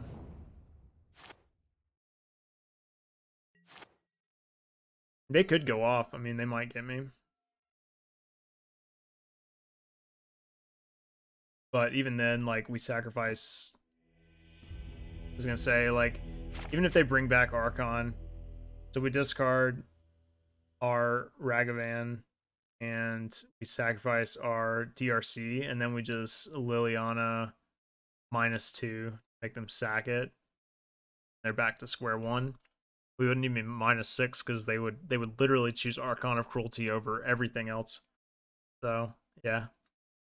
Yeah, I mean, game one, we should have played more of a game, but they kept like a pretty horrible hand. 3-2. And at the end of the day, I'm not really surprised. I think that my assessment of this is that if you're going to play Jund, you should definitely play the version that plays Urza Saga. I think we pretty much all agree that that card is necessary in Jund, in order to avoid flooding out. I would highly recommend this list by Cade Cantor Gianni. It is also a list that Corey Baumeister, well, in his recent YouTube video, which you can just find by searching Corey Baumeister Jund the most recent list. But yeah, I don't know. Is Jund good and modern right now? Probably not. Is it still fun to play? Absolutely. Do I use a rental service? I use Mana Traders. I'm not sponsored by them or anything like that. Yeah, yeah. No, gotcha. Nah, I don't. I mean, I use Mana Traders, but I don't have a code or anything like that. I've asked. Full disclosure, I've asked, but they only give it to like people who are bigger streamers than me for sure, which is understandable. Um, no, it's all good, man. It's actually kind of late. But I am going to be logging off. I appreciate you guys stopping by and chilling. We went 3-2 twice. We netted positive slightly. But yeah, Urza Saga Jun, better than regular Jun. And fuck it, let's crack a chest because we can. My play points are getting pitifully low. I was up to like 4,000 at one point, and I was up to like a shit ton of tickets. I did cash out like 400 tickets that I just accumulated over time, and I'm about to do another big haul basically. 25. Wow, these were pathetic chests. Jesus Christ, those were pathetic. Banished into the Fable. Oh, that's a card that no one's ever gonna play. Maybe some Commander players out there. Jesus Christ, these are all terrible. Entwine to sacrifice 2 lands. Wow, it's almost like there's a card that just got printed that's like 10 times better than this and doesn't need you to entwine. Is it called like Farewell? It's like this card is so damn good. Pioneer. It's just like way better. The power creep is real. Let's play 8-track next time. You got it. We'll play 8-track. We'll play it through some 2v2s, like some single player queues, and we'll like tune it and shit. And then I'll figure out what the fuck is making that noise on my computer. But yeah, I appreciate you guys watching. It's fun. It's fun. I'll be on hopefully tomorrow. I plan on streaming a lot this week because I really have been like itching to play more Magic. So yeah, we'll be streaming more, and we'll play some 8-track tomorrow if you're on. But yeah, appreciate you guys watching. Don't forget to hit that follow button, and link to the Discord is in the chat if you guys are interested. I have a community Discord. It's just full of some pretty cool people. We talk about like memes, Magic, other games. We don't just talk about Magic. Fuck. Why isn't my Discord thing working? Hold on one second. Hold on, let me get you guys an invite. So you guys have it. Yeah. But yeah, we talk about everything. Food, memes, pets, you name it. So I will set this to not expire. Never copy this link. Copy. And if you guys want to join that, you're more than welcome to. We got some other Magic players in there, some cool people. You're welcome to just chill. Links in the Twitch chat. But appreciate it, guys. I will be on tomorrow night. And yeah, we'll play some Pioneer or something. Peace out, y'all.